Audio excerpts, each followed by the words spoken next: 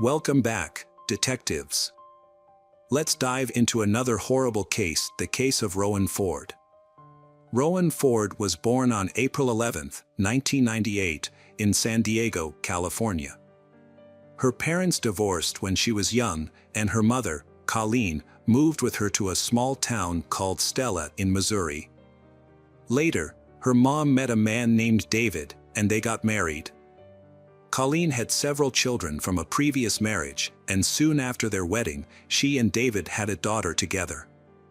Altogether, Rowan had 2 sisters and 2 brothers, and they shared a very close bond. She spent a lot of time outdoors, riding her bike around town, enjoying swimming, and indulging in her passion for drawing. She also liked going to Sunday school at the local church, where she always volunteered to help other kids who had some issues with their tasks. In November 2007, when Rowan was 9 years old, she was in the 4th grade at the local elementary school. Her mom worked the night shift at a store, while her stepdad spent most of the day on the farm, which made Rowan often fend for herself, making her very independent. On November 2nd, she stayed home alone as usual. Her mom went to work, and her stepdad hadn't returned from the farm yet. The next morning, around 9 a.m., Colleen came home from her night shift and checked Rowan's room, but her daughter wasn't there.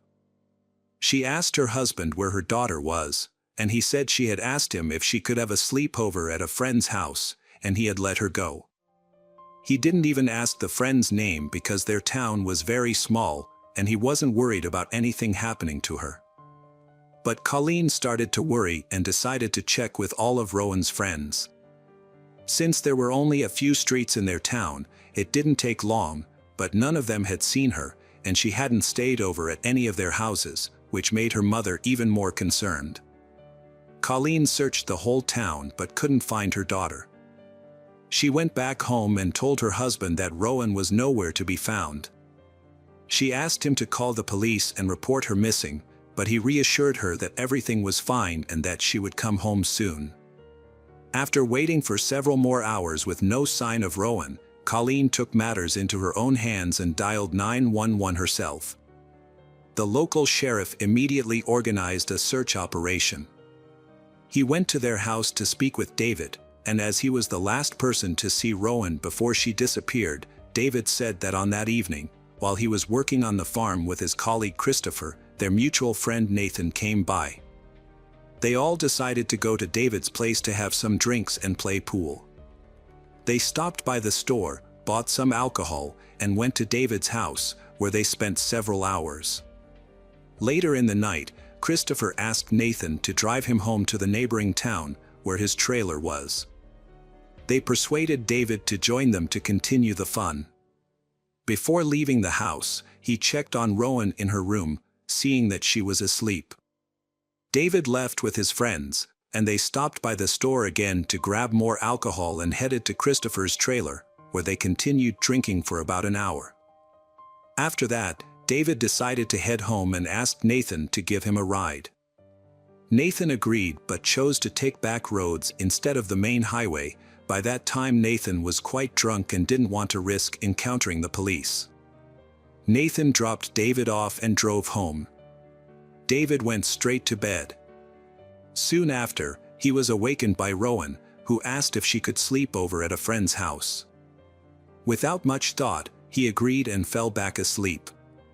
Police approached this story with some skepticism. What puzzled them most was the fact that a 9-year-old girl decided to go to her friend's house in the middle of the night, and her stepfather let her go without even asking which friend she was talking about. The sheriff considered that David might be hiding something or directly involved in Rowan's disappearance, but he had no evidence to support this theory. Police searched the town and its surroundings until late at night. Local residents immediately joined the search, as they all knew Rowan's family and wanted to help. The population of Stella was only about 150 people, so news of her disappearance spread throughout the county. People were used to being able to let their children play outside without a worry, as nothing ever happened in such a quiet place. But now that Rowan vanished without a trace, and the police were unable to find her for a whole day. The residents of Stella were in a state of panic. The search for Rowan yielded no results on the first day. However, the investigation progressed on November 4th when the police spoke with Christopher in a neighboring town. He corroborated David's account, but revealed that David had not contacted him to inform him of Rowan's disappearance. Christopher stated he had not spoken with Rowan or her friends since that evening. Despite an expanded search with more volunteers, the police failed to find Rowan or any clues about her disappearance. The following day, the FBI joined the investigation while the local police continued searching the town and surrounding areas. As a result of growing skepticism towards David's account, detectives started focusing on a potential abduction. They spoke with all of Rowan's friends and verified that none of them had seen her on the night she went missing. As investigators questioned David, his account raised even more suspicions. David's details were inconsistent and contradictory. He altered the timeline of his whereabouts that night on multiple occasions. Additionally, David speculates that it is possible that Rowan left without his permission, which makes his story even more suspicious. During their investigation, FBI agents found out that David had borrowed his mother's car on the night of Rowan's disappearance, a detail he initially left out when questioned by the police. This new information led the authorities to seize both his mother's car and his own pickup truck for forensic examination. But unfortunately, no evidence was discovered. As part of the investigation, detectives wanted to speak with Christopher and Nathan again, since both had been with David that evening. Christopher was invited to the police station for further questioning, where he recounted the same story as before. He also agreed to take a polygraph test, which showed no signs of dishonesty. After leaving the police station and returning to work, Christopher noticed Sheriff Clark's car and signaled for him to stop. As the sheriff of Whitton, where Christopher lived, Clark had known him since childhood. Sheriff Clark was close friends with Christopher's foster parents and was someone Christopher had always looked up to and sought advice from in times of need. Sheriff Clark met with Christopher to discuss Rowan's disappearance. Although familiar with the case, Clark hadn't been directly involved since the investigation was led by the Stella department. During their conversation, Clark noticed that Christopher was acting strangely, which led him to suspect that Christopher might be hiding something. Given the gravity of the situation and Rowan's uncertain fate, Clark shared his concerns with the FBI. His call prompted investigators to consider the possibility that Christopher might be withholding crucial information that could link Rowan's stepfather to her disappearance. They wondered if Christopher's actions were directed by Rowan's stepfather to lie, and whether Christopher feared being seen as an accomplice if he told the truth. Sheriff Clark told the FBI agents that he had a close relationship with Christopher and offered to help persuade him to cooperate. That evening, Christopher visited Colleen's house to ask about the search progress. FBI agents also arrived to speak with Colleen again and saw Christopher there. They asked him questions, and he repeated his previous account. However, Christopher then mentioned for the first time that he didn't rule out David's possible involvement in Rowan's disappearance.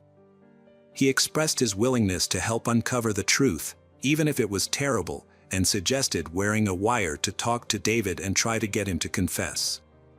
The detectives decided against this approach. Instead, they asked Christopher to suggest locations where David might have hidden Rowan's body.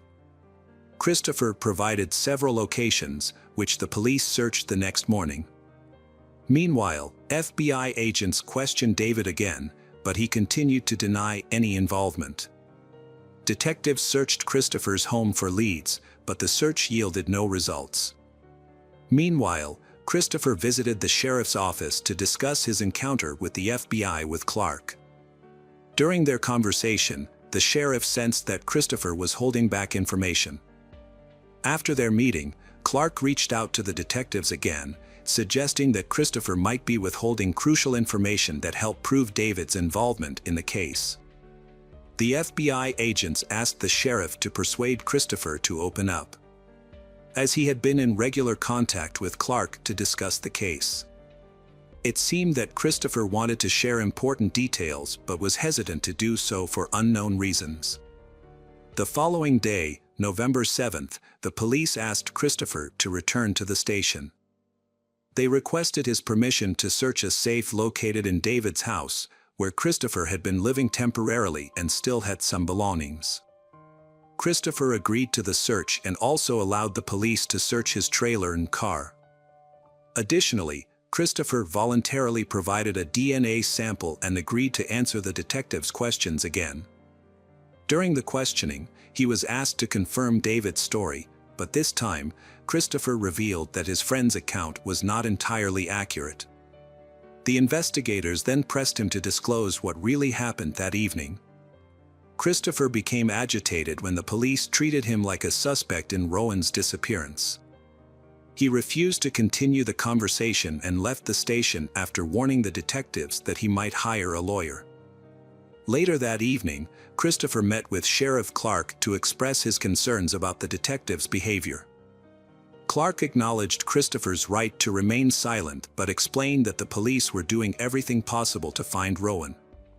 Christopher stated that he would no longer cooperate with the detectives and would only speak with Clark if he had any further information to share. Clark continued to encourage Christopher to open up, and eventually, Christopher broke down in tears, claiming that he loved Rowan and would never harm her. During his time living with the David family, Christopher formed a close bond with Rowan and the other children. They grew to treat him like one of their own, even affectionately referring to him as Uncle Christopher. Sheriff Clark realized that Christopher was on the verge of revealing crucial information, but just as he was about to open up, a visitor arrived at the police station, briefly distracting Clark and causing Christopher to leave. Sheriff Clark reached out to the FBI, updating them on his conversation with Christopher. Clark explained that Christopher was almost ready to disclose what he knew, but warned that pressuring him too hard could lead to him becoming defensive and seeking the help of a lawyer. Clark recommended giving Christopher time to reflect, and the detectives agreed. The search for Rowan continued the following day but yielded no results. However, a new clue came on November 9th, exactly 1 week after her disappearance. Search teams converged on a remote area near the town of Powell, about 10 miles from Stella, and made a significant discovery in the fields and woods, a large pit in the ground. When authorities searched the area, they found Rowan's body hidden under leaves and debris. She was not wearing any clothing from the waist down except for a pair of stockings. A medical examination revealed signs of strangulation and evidence of a sexual assault. After the discovery, FBI agents reached out to Sheriff Clark, asking him to speak with Christopher again, hoping Christopher would now be more forthcoming. Sheriff Clark learned that earlier that morning, Christopher had visited the station, looking for him, and told other officers that he needed to speak with Clark urgently. Sheriff Clark then began searching for Christopher, checking all his usual locations, but he was nowhere to be found. This continued until Christopher contacted Sheriff Clark himself, sounding distressed and asking if he was being followed. Christopher explained that after hearing about Rowan's body, he had driven around town to clear his head and noticed a gray car following him.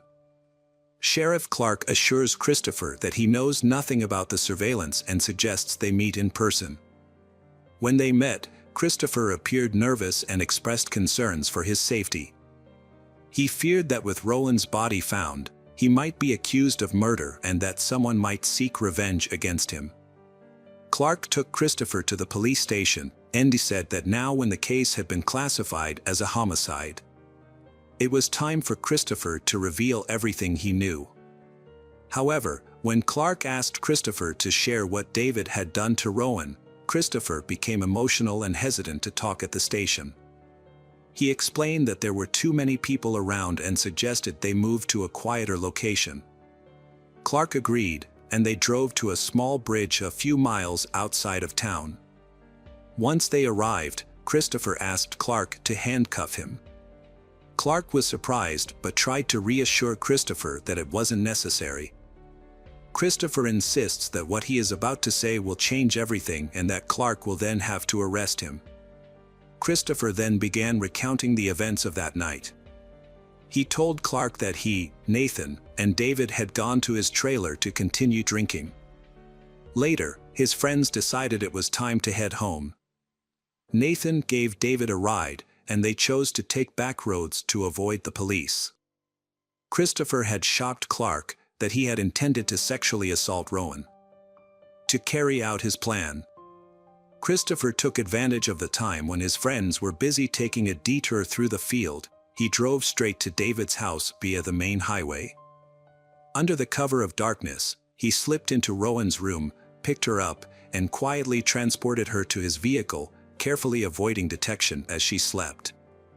When they reached his trailer, he sexually assaulted Rowan. This was interrupted when Rowan regained consciousness and tried her best to free herself, but to no avail. During the crime, Christopher took precautions to avoid recognition, deliberately choosing to keep the lights off and maintain his silence. He originally planned to return Rowan to her home under the guise of innocence, but under the illumination of a bright moon, Rowan finally laid eyes on Christopher as he transported her from the trailer. He grabbed a rope, resorted to force to resolve his predicament, and took Rowan's life with his bare hands.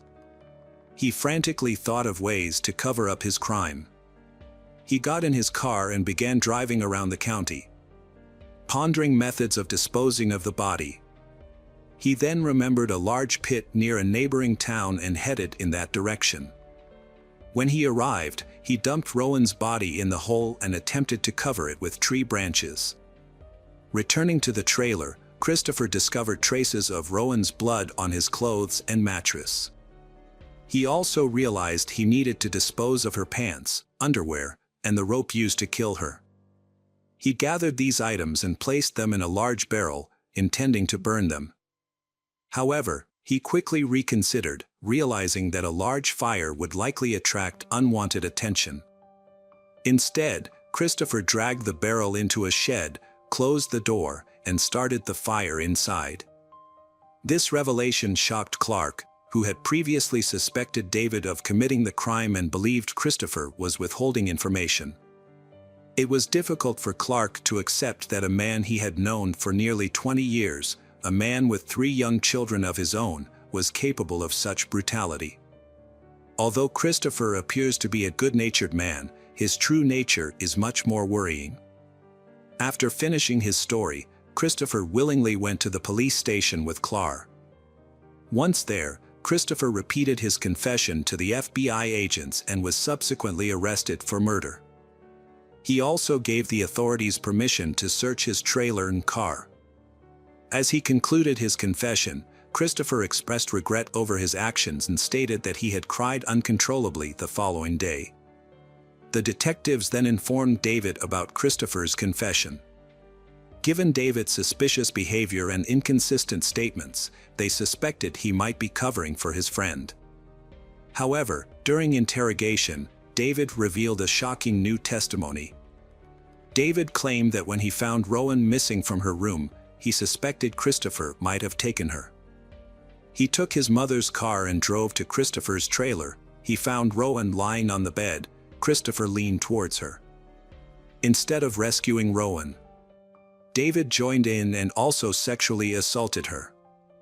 He then helped Christopher kill her and dispose of her body. David reported that during that traumatic incident, his brain went into shock, and he had no memory of the night for several days. The detectives, surprised by this new information, re-questioned Christopher to verify David's claim. However, Christopher maintained that David was not involved and that incident unfolded as he had initially described. The inconsistencies puzzled the detectives, but Christopher's account still matched incident that had occurred. Medical examination revealed that the victim was strangled with a thin rope, a detail that only the killer would be aware of. A search of the trailer led to the discovery of a barrel containing ashes, and hair similar to Rowan's was found in Christopher's car. Although investigators were still uncertain about the truthfulness of each man's account, both David and Christopher made incriminating statements. As a result, David was also arrested, and the case were sent to court for further proceedings. During the trial, Christopher requested that his statements be excluded from the case, arguing that he was not aware they could be used against him and that the police had violated his rights. However, the judge rejected this request, as all of Christopher's conversations with investigators were voluntary. Christopher also attempted to present mitigating circumstances, citing his difficult childhood as a factor. He had been shuffled between biological and foster parents from a young age, which had a significant impact on him. Despite these efforts, Christopher was unable to avoid punishment. In 2012, 5 years after the murder, Christopher was sentenced to death. He appealed the sentence, but was unsuccessful. In contrast, David's situation was more complex. Although he admitted to assaulting and killing Rowan, his account conflicted with Christopher's statements, creating a significant problem. If the prosecution had charged David with murder, it could have potentially led to Christopher's conviction being overturned, allowing David to avoid accountability as well. However, due to the lack of concrete evidence, such as DNA, in fact, they were still uncertain about David's involvement. Although it was possible that David might have collaborated with Christopher in committing the crime, there was no supporting evidence for this theory. To minimize the risk of overturning Christopher's sentence, the prosecution made the difficult decision to reduce David's charges. As a result, David pleaded guilty to 2 lesser charges: child endangerment and obstruction of justice. David received an 11 years prison sentence, with a minimum of 5 years to be served. This outcome sparked widespread outrage, as many felt that if David was indeed involved in the murder, his punishment was disproportionately lenient. Unfortunately, this sentence is now final, and it is unlikely that David will face retrial for this case. Christopher remains in prison awaiting execution, but it's uncertain whether the death penalty will be carried out due to the often lengthy time between sentencing and execution, which can span decades, meaning he might spend the rest of his life in prison instead. Welcome back, detectives. Let's dive into another horrible case. The case of Michelle Young. Jason Young was born in 1974 in Brevard, North Carolina. Jason grew up in a typical family. After completing high school, he attended the prestigious State University in Raleigh, the state capital.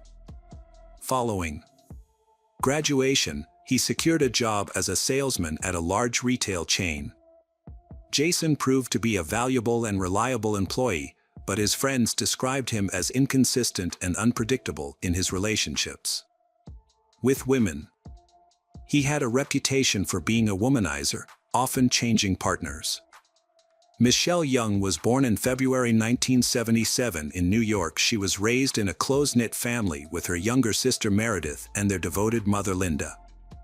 Linda played a significant role in Michelle's early life, nurturing her passions and talents from a young age.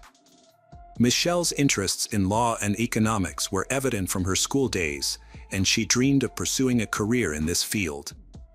Michelle's academic journey led her to apply to several universities after high school, eventually gaining acceptance into a top university in North Carolina. There, she pursued her master's degree in economics. After completing her education, Michelle secured a prestigious job at a leading accounting firm in the state, rapidly establishing herself as a skilled professional. She achieved financial stability, was able to support herself fully. A chance encounter at a bar on Michelle's birthday, when Jason accidentally spilled a cocktail on her, he immediately apologized and offered to buy her another. This kind and thoughtful act caught Michelle's attention, and they began chatting. As they talked, they discovered that they had a lot in common. They both went to the same college, although Jason graduated 3 years earlier. Their casual conversation quickly turned into a romantic relationship, and they began dating. Although they had deep feelings for each other, they had no plans to get married or move in together. At the time, Jason still lived with his parents in Bravard, while Michelle lived in Raleigh. They would see each other on weekends or during Jason's business trips to Raleigh. During one of their meetings, Michelle dropped a bombshell: she was pregnant. This news came as a shock to both of them, as they were not yet ready to become parents. Jason and Michelle were young and focused on their careers, with no immediate plans to start a family. However, when Michelle became pregnant, she decided to keep the baby after some initial hesitation. Jason took a month to come to terms with the situation and then relocated to be closer to Michelle. After a few months, they got married, but it wasn't due to love or the pregnancy. Instead, it was because Michelle lacked health insurance, and the cost of childbirth would have been prohibitively expensive. Marriage provided a solution to this financial burden. Their daughter, Cassidy Elizabeth, was born in the spring of 2004. Michelle threw herself into domestic life and family responsibilities, with the help of her mother and younger sister. Although Michelle's family was wary of Jason, they tried to avoid conflicts and accepted him as part of their family. Later that year, the young family moved into a large house in a quiet neighborhood. Michelle's mother, Linda, came to visit to help with housework and noticed a tense atmosphere in the home. Jason had a bad temper and often started arguments. Michelle tried to downplay these incidents and appear cheerful. However, she confirmed with her mother the true state of their relationship, which seemed ominous. When Cassidy was just 2 years old, Michelle found out she was pregnant again. She was nervous about sharing the news with her husband, but he took it calmly and even seemed happy. The family decided to visit Jason's parents in Bravard to share the news in person. They spent the weekend celebrating with relatives, and on Monday they left Cassidy with the grandparents for a few hours and went out to dinner to celebrate the event. As they were driving home, Jason, who was driving, overturned and the car went off the road into a ravine. They were left very frightened with a few scrapes and bruises, but their lives were not in danger. However, Michelle had suffered a miscarriage, so Michelle was very worried. Jason was surprisingly calm about the accident. Before the accident, during a business trip, Jason met an old college friend, Michelle Money. She had the same name as Jason's wife, Michelle. Jason told his wife about it.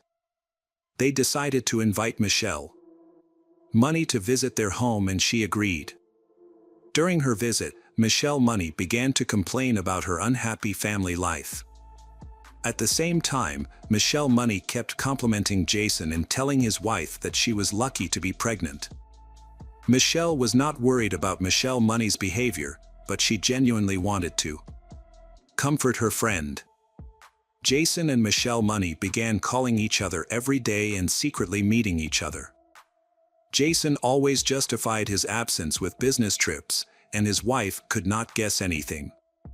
Things got complicated in the summer of 2006, when Michelle found out she was pregnant. Unlike her previous pregnancies, Jason's reaction was unhappy and cold. Michelle attributed his sadness to her previous miscarriage, still not knowing the real reason for his cold behavior. In November, with Michelle 5 months pregnant, Jason embarked on a 300-mile business trip. Michelle, who was pregnant, had a lengthy phone conversation with her best friend, discussing family problems and a heated argument she had with her husband the previous night. After the call, her husband left. Jason embarked on a 300-mile business trip. Around 10 p.m., Jason arrived at a hotel, claiming fatigue from his journey. However, instead of resting, he began to carefully examine the hotel's entrances, exits, and security cameras, planning a way to leave and return undetected. He was creating a solid alibi for a crime he intended to commit. Early the next morning, Jason calls Meredith and asks for her help. He tells her that he wants to surprise his wife with a piece of jewelry for their anniversary but accidentally sent the order confirmation to their home fax machine. Jason is worried that Michelle will see the gift and ruin the surprise. Even though Meredith doesn't like Jason, she agrees to help him. Meredith arrived at her sister's house, using a secret door in the garage that only family members knew about and that was always left unlocked. The house was unusually quiet, but Michelle's keys, wallet, and important papers were still in the hallway, suggesting she hadn't left the premises. When Meredith went upstairs, she found the bedroom door wide open, but neither Michelle nor her daughter responded to her calls. When she entered the room, Meredith was met with a horrific scene. Michelle lay on the floor by the bed, her skull fractured and her body surrounded by a large pool of blood. The walls, furniture, and floor were all stained with blood, and tiny footprints were visible next to the body. Sadly, Michelle had been dead for hours. As Meredith rushed to call 911, she heard a faint noise coming from under the bed. When she looked back, she saw Michelle's young daughter, Cassidy, looking at her with a confused expression. Cassidy was unharmed. The little girl had witnessed her mother's brutal death and had spent many hours by her side. A forensic examination of Michelle's body later revealed a series of bruises, abrasions, and broken bones. Her teeth had been broken, and her skull had been fractured by a heavy object. A bloody pillow was found next to her body, with marks suggesting she had been suffocated by the pillow. The murder investigation revealed some crucial facts. First, nothing was stolen from the house, indicating that the killer's sole intention was to murder the Michelle.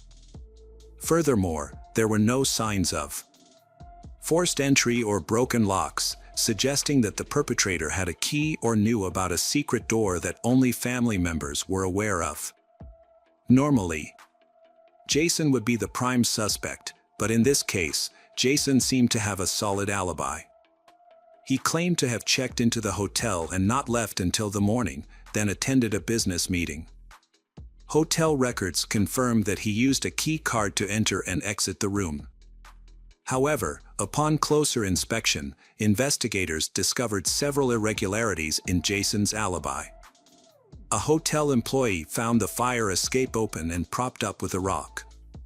When investigators reviewed surveillance footage to determine who had propped up the rock, they discovered that the camera had been deliberately disabled on the night of the murder. Jason's room was last recorded about half an hour after he checked in. The strange events continued. Later that night, a man resembling Jason stopped at a gas station between the hotel and the crime scene. When asked to show identification as required by the station's rules, he refused, paid with cash, and hastily left without waiting for his change. The on-call attendant identified Jason, but he denied any involvement, claiming that he had spent the night in the hotel room. His actions, however, raised suspicion. On the day before the tragedy, Jason had made more than 24 calls to his wife, Michelle, and 5 more to his mistress, Michelle Money, each lasting less than 15 seconds, suggesting he was in a state of panic. Notably, these calls were made outside the hotel, contradicting his claim that he had been in the room all night. Additionally, Jason was late for a scheduled business meeting with his partners and appeared distracted.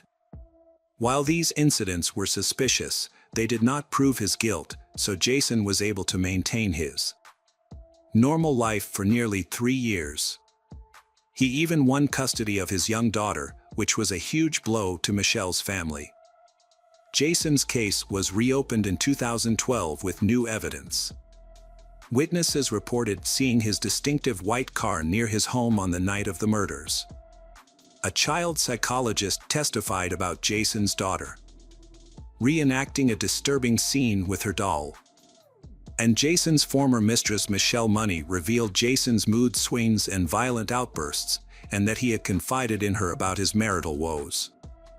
This testimony helped convict Jason of brutally assaulting his pregnant wife, and he was sentenced to life in prison without parole. As a result of Jason's actions, his daughter, Cassidy, was left without parents. Her mother was murdered, and her father is in prison for the crime. Cassidy is now being cared for by her aunt and maternal grandparents.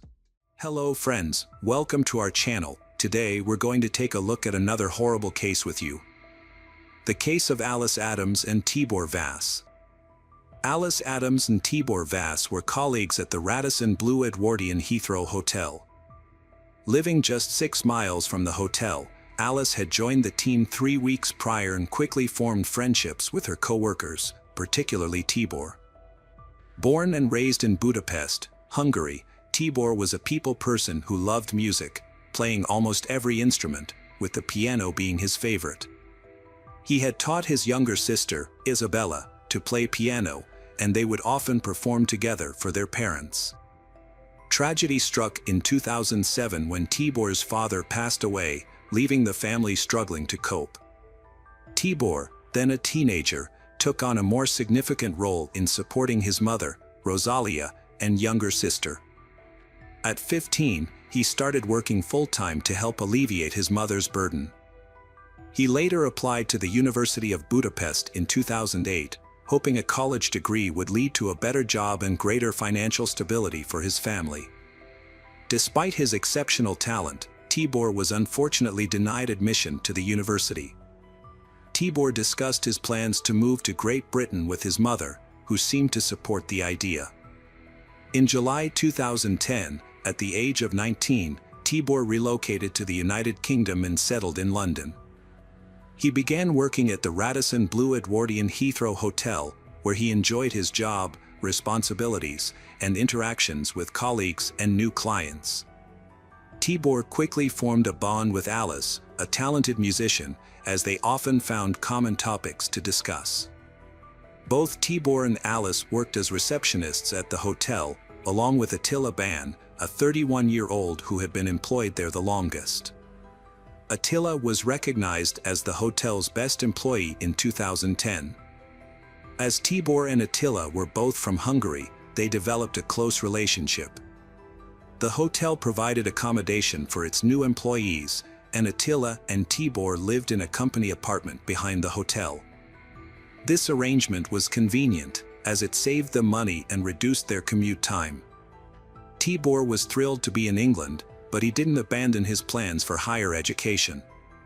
He reapplied to the university in Budapest and was accepted this time around. Overjoyed, he had to return to Hungary in August 2011. To bid him farewell, a small party was organized on August 9, 2011, attended by Tibor, Attila, Alice, and other hotel employees. The next day, the trio was scheduled to work, but none of them showed up. Their colleagues raised the alarm when they failed to report for work at 7 a.m., and the police were notified at 7:53 a.m. Upon arriving at the house, the police found the door unlocked and the interior quiet. When an officer opened the door, he was met with a disturbing scene. Alice lay on the living room floor, her face covered by a pillow, with 22 stab wounds on her body, as later confirmed by the medical examiners. In the bedroom, Tibor's naked body was found on the bed, having died from 2 stab wounds to the heart. Attila, however, was nowhere to be found. The police surrounded the house to secure the area, and investigators and forensic experts started their investigation. As they examined the crime scene, they discovered that the bed where Tibor's body was found was not where he was actually killed. The bed was too tidy, indicating that Tibor had met his fate elsewhere. It appeared that the perpetrator had initially wounded him, removed his clothes, cleaned his body, and then placed him on the bed. Upon further inspection, the apartment was found to contain empty alcohol bottles and illicit substances, suggesting that they had been used during a party. Police officers thoroughly searched the house, the surrounding area, and the attic for Attila Ban, but he was nowhere to be found. His personal belongings, including his papers, were still in the apartment. As a result, Attila became the prime suspect in the investigation. While forensic experts continued to analyze the crime scene, investigators began questioning Attila's co-workers at the hotel. The staff reported that Attila had taken a particular interest in Tibor, a new employee from the same country, immediately showing him around and helping him settle in. Attila even went so far as to adjust his work schedule to match Tibor's. Tibor was a young and attractive man who attracted a lot of female attention. However, investigators discovered that Attila had romantic feelings for Tibor, which he openly expressed. According to the hotel staff, Tibor had rejected Attila's advances, making Attila unhappy. Things took a turn for the worse when Alice joined the hotel staff 3 weeks before her death, and Tibor started paying attention to her. Attila became jealous, despite knowing that Tibor was only interested in women. The investigation raised an important question: could Attila have committed the murder out of jealousy and unrequited love? A disturbing Facebook post from Attila, made before the police discovered the bodies, suggested that he was indeed involved. At 6:23 a.m., Attila had posted, "I would like to wake up from that nightmare." Friends commented on the post, expressing their concern, but Attila never responded. This message further solidified the investigators' suspicions that Attila Ban was responsible for the deaths of his colleagues. The number of stab wounds provided a clear indication of what had transpired. Alice sustained 22 stab wounds, while Tibor was stabbed only twice. Furthermore, the positioning of the victims was telling. Alice was found on the floor with a pillow over her face, while Tibor was discovered on the bed. When investigators spoke with the other people who had been at the apartment earlier that night, they learned that Attila, Tibor, and Alice had been the only ones left behind. This suggested that the tragic events had unfolded after the others had left, in the hours leading up to dawn. The news of Alice's death sent shockwaves through the families of both the victim and the perpetrator. The Adams family, Alice's family, released a statement in which her mother, Sarah, paid a heartfelt tribute to her daughter. She expressed her overwhelming grief, saying, "My heart is shattered into a million pieces. I will carry this sadness with me for the rest of my life. I deeply miss my beloved Alice and would do anything to have one more chance to hug her tightly and see her bright smile. The loss of my child has awakened intense emotions within our family, sorrow, anger, and a sense of devastation that we can hardly bear. As a mother, I feel that I failed to protect my child, and that realization is something I must confront every day. Not knowing exactly what happened to Alice on the night of her murder is a constant torment. I would rather face the harsh truth than be left to imagine the sequence of events that led to her death. Alice was an extraordinary and unique individual who brought so much love, joy, passion, and kindness into the lives of everyone she touched. Her loss is a tragedy that cannot be put into words." Meanwhile, police were searching for Attila Ban, but he seemed to have disappeared without a trace. When they attempted to track his phone, they found that it was transmitting signals from the same area as the hotel, which was unusual. It was later revealed that Attila was actually much closer than anyone had suspected. After spending 2 days examining the crime scene, the investigative team left the house, only to have the forensic team return later to conduct additional tests. Upon re-entering the house, they found that the door they had left unlocked was now locked from the inside. Inside the room, they discovered Attila Ban lying on the bed, intoxicated and wounded after attempting to harm himself with scissors and a knife. The investigators questioned Attila, but he responded bizarrely, using gestures to convey his thoughts. He was then taken to the hospital for medical attention. Unbeknownst to the investigators, Attila had created a hiding space within the sofa bed where Tibor Vasa's body was found. To create this makeshift hiding spot, he had made a slit in the bed's base, grabbed a phone, several bottles of water, and climbed inside. Throughout the investigation, Attila had been secretly watching and listening to the police through the holes he had made. Attila Ban was arrested at the hospital as the main suspect in the crime. His trial began on July 9, 2012, and during the proceedings, details of the heinous crime were revealed. The party had escalated out of control after Tibor, Alice, and Attila were left alone in the apartment. Prosecutors confirmed that there was a consensual physical encounter between the three, with DNA evidence found on Miss Adams' body. The evening took a devastating turn. Attila claimed to have no memory of the events that followed, only recalling waking up the next morning to find Alice and Tibor lifeless. Overcome with guilt and remorse, he considered taking his own life but was too afraid to do so alone. The court learned that Attila had been consumed by jealousy towards Tibor, particularly after a team-building event where he had thrown a tantrum because Tibor was in a photograph and he was not. The situation worsened when Attila discovered that Tibor had been accepted into a university program in Hungary and would be leaving the UK soon.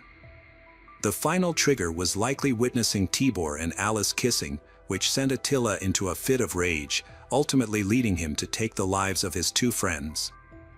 Prosecutor Richard Whittam revealed in court that Attila Ban was discovered naked on a single bed, with injuries to his wrists, forearm, and neck.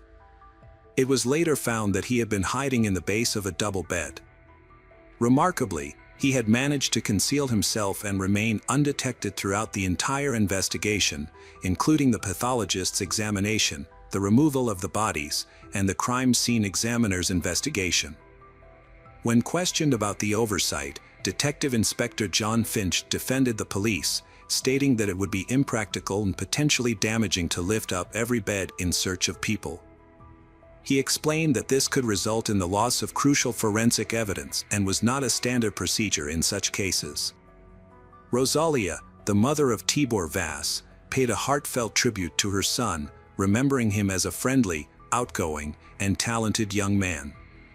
She recalled his childhood interests in music, arts, and sports, as well as his passion for photography, which led him to invest in a professional camera with his first paycheck. According to Rosalia, Tibor had many friends in both Hungary and the UK who appreciated his kind and supportive nature. She said that, on August 11th, I received devastating news. My 20-year-old son, Tibor, and his friend Alice, had been murdered. The killer was a shocking revelation, Tibor's own friend, who I had trusted to look out for my son. This friend had personally promised to keep Tibor safe, which made the news even more difficult to accept. Days before the murder, I had taken comfort in knowing that Tibor had found a mature and intelligent friend in London. Now, I was consumed by grief and struggled to comprehend the tragedy. The subsequent police investigation and trial only added to my suffering, forcing me to relive the horrors of that fateful night. The pain and loss my family experiences will stay with us for the rest of our lives. The perpetrator, Attila Ban, pleaded guilty but claimed he couldn't recall the details of the crime. On July 18, 2012, the jury delivered a guilty verdict after just 5 hours of deliberation. A month later, on August 17, Attila Ban was sentenced to 2 life terms. He will have to serve 26 years before being eligible for parole. Hello friends, welcome to our channel. Today we're going to take a look at another horrible case with you. The case of Jennifer Londano. Jennifer Londano, a 31-year-old engaged and responsible individual, failed to arrive at her job in Englewood, New Jersey, prompting concerns from her family and friends. As the manager of the newly opened Luna Lounge on Armory Street, Jennifer was a diligent worker with a spotless attendance record. However, on June 25, 2017, she vanished without a trace after closing the bar in the early morning hours. When she didn't show up for her shift that evening, her co-workers grew worried and attempted to contact her. But her phone was switched off, which was unusual because she always maintained regular communication with them. This lack of response heightening their anxiety, her loved ones decided to file a missing person report with the police, highlighting that she always checked in with them before going anywhere. As the investigation began, police visited Jennifer's apartment, where she lived alone. The officers found the front door locked with no signs of forced entry or damage. Upon entering the apartment, they initially noticed nothing out of the ordinary. The space was clean and well-maintained, with no signs of disarray or theft.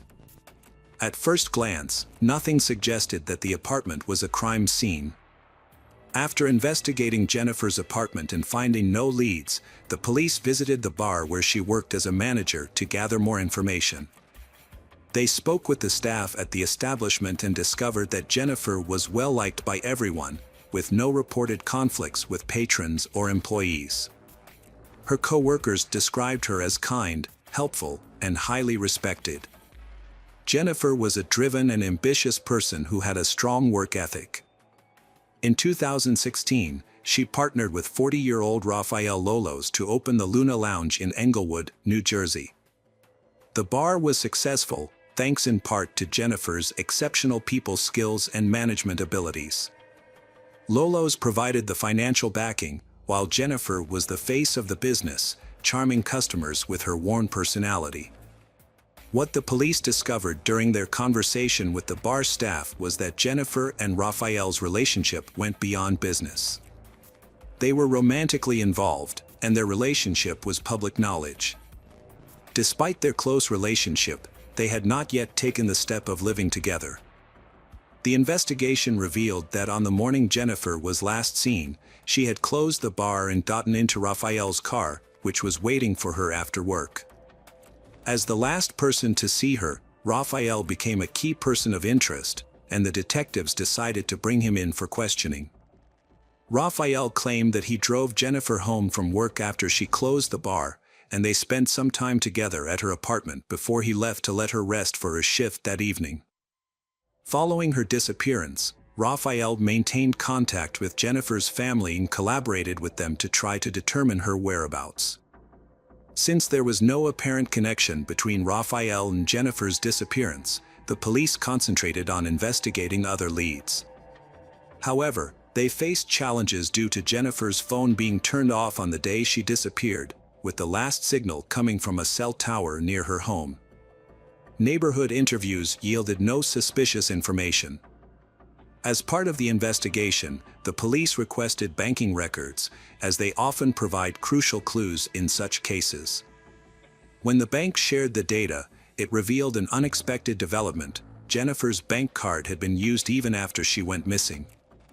The investigation led detectives to suspect that Jennifer was intentionally hiding, but her family strongly disagreed, convinced that she would never willingly cause them distress. To gather more information, the police began to investigate the activity on her card, seeking to determine when, where, and how it was used. 2 days after Jennifer's disappearance, on June 27th, a pedestrian walking along Pier 44 in Brooklyn noticed something unusual in the water. The person stared at the object for a while, unable to identify it, before realizing with shock that it was a human body, or at least part of one. The police were summoned to the scene, and the pier was sealed off. A thorough search by divers yielded no additional body parts or evidence. The police faced a daunting challenge in identifying the victim, but a potential lead emerged. A tattoo was discovered on the victim's right thigh during a forensic examination. The tattoo, which may have belonged to the victim, was partially translated from Sanskrit, an ancient Indian language with complex grammar. The police released an image of the tattoo, hoping someone would recognize it and provide information. Investigations revealed that the tattoo's inscription was Sanskrit, but incorrectly written. The tattoo artist and the victim seemed to intend to write Liliana, but did so with grammatical errors, suggesting neither of them was familiar with the language. For days after the initial gruesome discovery, police received another disturbing call from a passerby who spotted a leg on the riverbank near 79th Street. Police immediately cordoned off the area and pulled the leg out of the water. The leg, which was intact from the knee down, seemed to match the remains found earlier, leading investigators to believe they belonged to the same person. A notable detail was the pink-painted fingernails on the leg. Despite an extensive search by divers in the area, no other remains or evidence were found. However, forensic analysis soon confirmed that the fragments found were indeed from the same body. Around this time, the police had already identified the victim. A few days after releasing an image of the distinctive tattoo, a woman contacted the police station and revealed that she knew the tattoo's owner. It was Jennifer's mother, Gladys Quintero, who recognized the tattoo on the news and recognized it as belonging to her daughter.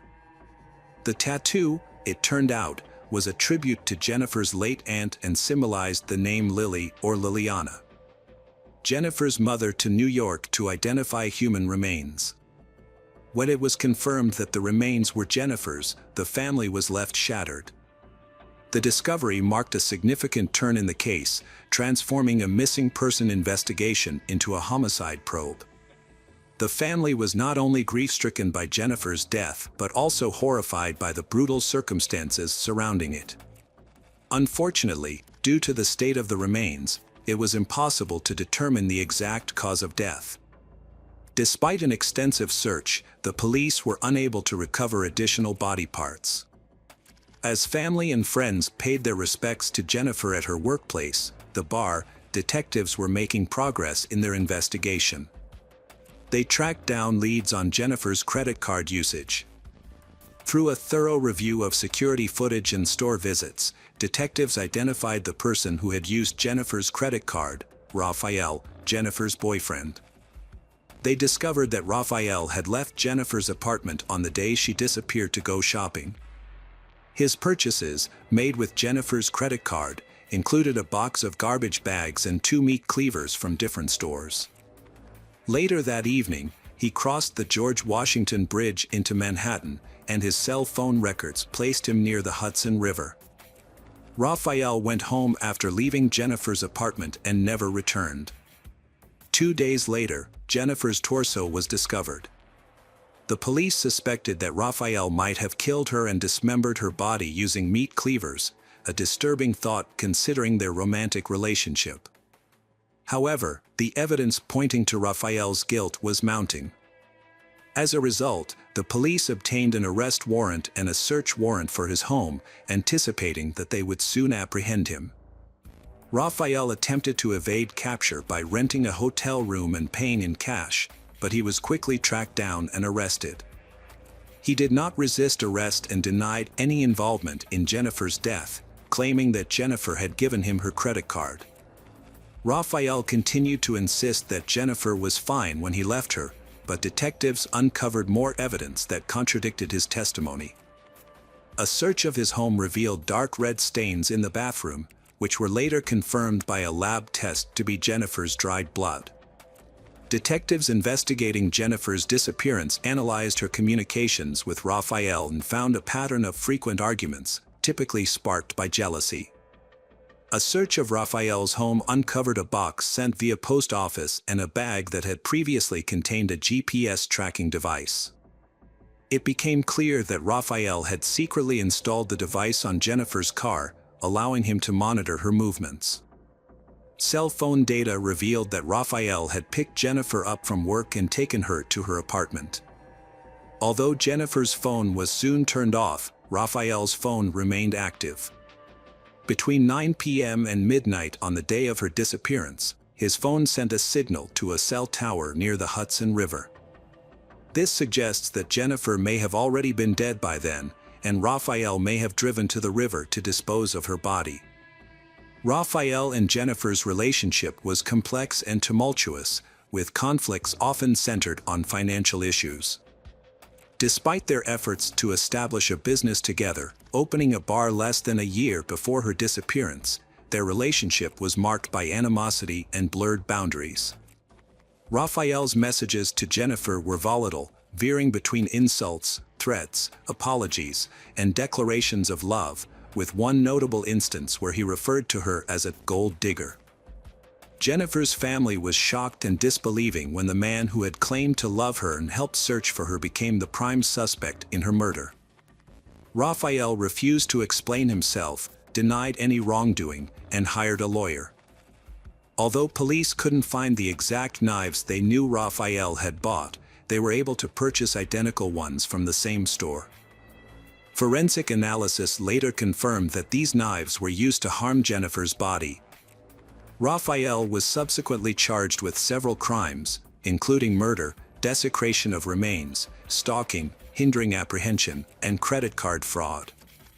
The trial, which began in November 2019, lasted for 2 months.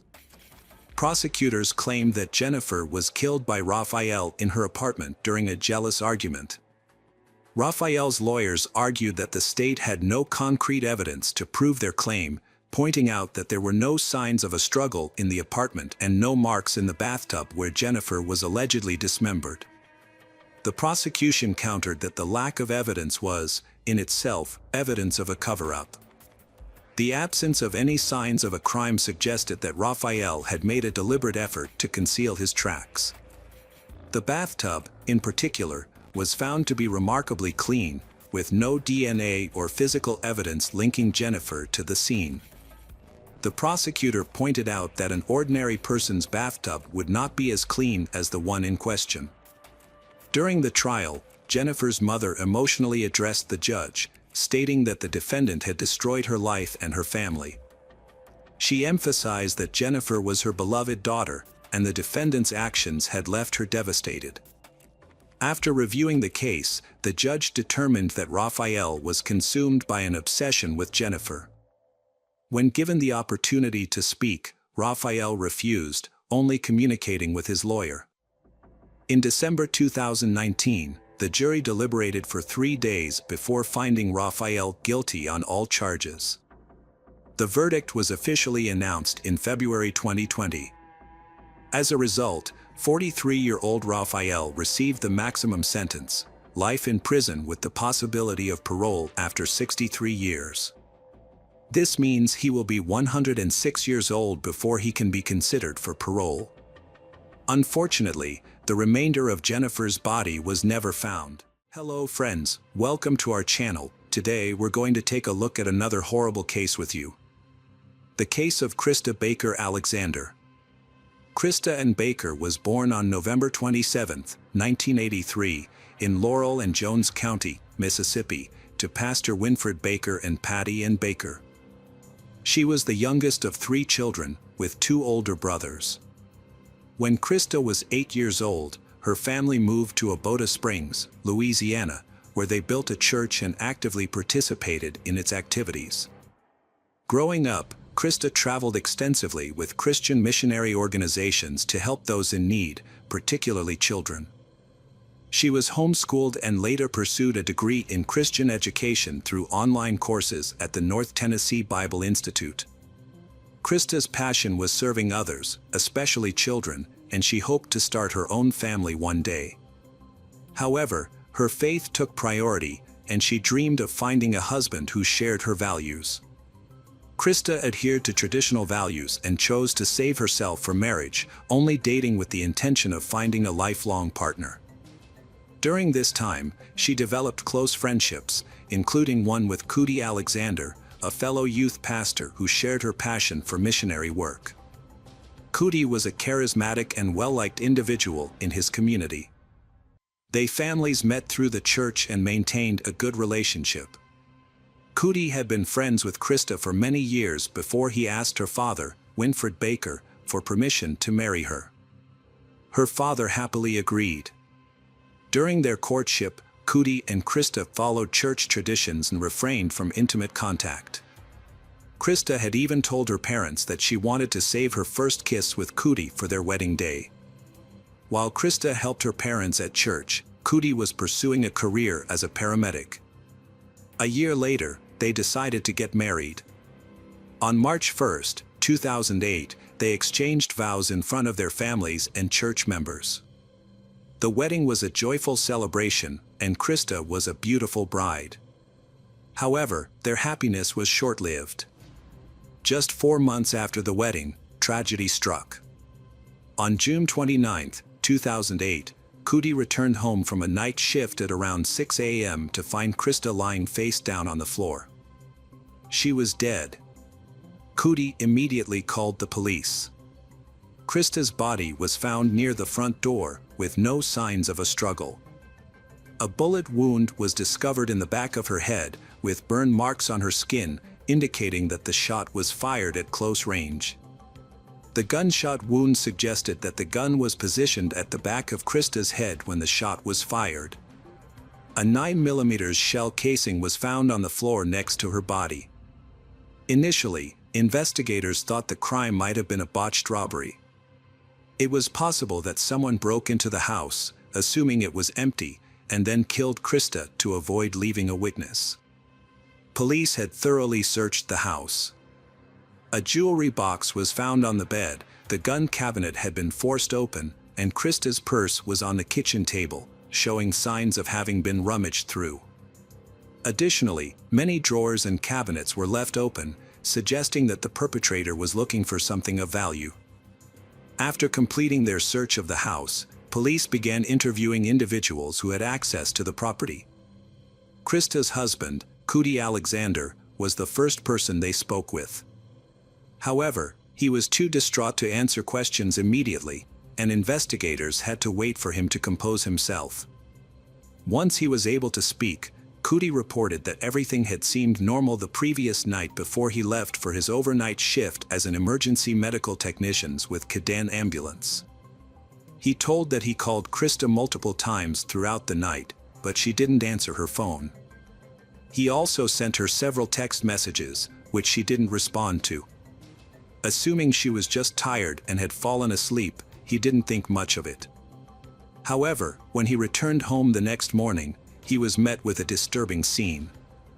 The front door was slightly open, and upon entering, he found their belongings scattered everywhere and Krista lying on the floor with a fatal gunshot wound to the head. He immediately checked her pulse and confirmed that she was dead. Panicked, he called 911 right away. The investigators were tasked with determining who could have entered the house while he was at work. It was possible that the perpetrator waited until Krista was alone before striking. They also explored the possibility that Krista may have let the killer into the house herself, as there were no signs of a struggle on her body or in the house. This suggested that she may have known her attacker and didn't feel threatened until it was too late. Cootie informed the investigators that a rifle and a shotgun were missing from the gun cabinet. What made the situation even more tragic was that Krista was 17 weeks pregnant, meaning that not only had he lost his wife, but also their unborn child. Cootie was overcome with grief and struggled to come to terms with the loss, unsure of how to move forward with his life. The case involved 2 victims, not one. The crime scene appeared unusual to investigators. The house was messy, but it didn't seem like the result of a typical burglary. Cabinets and drawers were open, but there was no evidence of rummaging or searching for specific items. It was as if the perpetrator wanted to mislead the police. The jewelry box was also open, but the jewelry was still intact, which raised suspicions. Krista's purse was open, yet all its valuable contents remained. The police noted that 2 firearms were missing from the house, but this was unusual because there were more firearms in the house that were not taken. This led investigators to wonder why the perpetrator didn't take all the available firearms. Based on these observations, investigators concluded that the crime scene was staged. It appeared that the perpetrator intended to kill Krista Alexander and then make it look like a robbery. As a result, the police began interviewing their neighbors to gather more information. This led to an unexpected lead in the case. Mavis Rabel, the 69-year-old neighbor and was landlord of the Alexanders, described they as quiet and recently married. They were active members of the Fundamental Baptist Church. Mavis remembered Krista Alexander as a kind and helpful woman who rarely went outside without her husband. Mavis last saw they on Saturday afternoon when Cootie Alexander was collecting the bodies of turtles he had shot in his backyard pond. This led investigators to discover that Cootie owned the gun. However, when police searched the Alexanders' home, they did not find a gun. Cootie claimed that only a rifle and a shotgun had been stolen from the house, but he never mentioned a handgun. Detectives suspected that Cootie might be hiding something. They searched the pond area and found several 9mm shell casings in the grass. These casings were similar to the one found near Krista's body. The police sent the casings to the state crime lab for analysis. The lab report confirmed that the gun Cootie used to shoot the turtles was the same gun used to shoot Krista. Investigators summoned Cootie to the police station for further questioning regarding his wife's death. He maintained that it was impossible for him to have committed the crime. Cootie explained that he had left for work at 5 p.m. on Saturday, June 28, 2008, and returned home the next morning at 6 a.m., providing an alibi that he was working throughout the night. Upon verification, Cootie's colleagues corroborated his claim, stating that he was indeed present at work all night. When inquired about the firearm, Cootie revealed that he owned a gun but claimed to have sold it the day prior to the incident to an unknown man named Steve. The alleged buyer had paid $500 in cash, which made verifying this claim difficult. According to Cootie, Steve was described as a white male in his mid-30s, around 6 feet 1 inch tall, driving an old Toyota pickup truck. Krista's parents shared their concerns with investigators, stating that they didn't believe Cootie's account of events. Her father, Winfred Baker, noted that Cootie showed little emotional response to Krista's death, a behavior that had started a few months before their wedding. They had been experiencing financial difficulties since moving in together, and the impending arrival of their child was likely to add to their struggles. Krista's parents also suspected that Cootie was having an affair with a colleague, who had even attended their wedding. Krista had confided in friends just weeks before her death that she suspected Cootie was cheating on her. As investigators dug deeper into the marriage, they became increasingly convinced that Cootie and Krista had different visions for their future. However, was this enough motive for Cootie to take Krista's life, especially given that she was carrying their unborn child? The police had one lead, a man named Steve, who Cootie claimed had bought the gun used to kill Krista. Investigators set out to find Steve, using the description provided by Cootie. Meanwhile, they brought Cootie in for further questioning, asking him to provide a detailed account of his activities before, during, and after work on the day of Krista's death. This time, his story differed from his initial statement. The investigators found several inconsistencies in Cootie's story. He failed to mention a man named Steve, who was allegedly at his house, and to whom he had sold a gun. Additionally, while on duty, Cootie showed no concern for his pregnant wife Krista's well-being when she didn't answer his calls, despite knowing she was home alone. He could have asked a family member to check on her, but didn't. Furthermore, the crime scene appeared to have been staged, which raised suspicions about Cootie's involvement. As the investigators applied pressure, Cootie's story began to unravel. After several hours of interrogation, he changed his story entirely.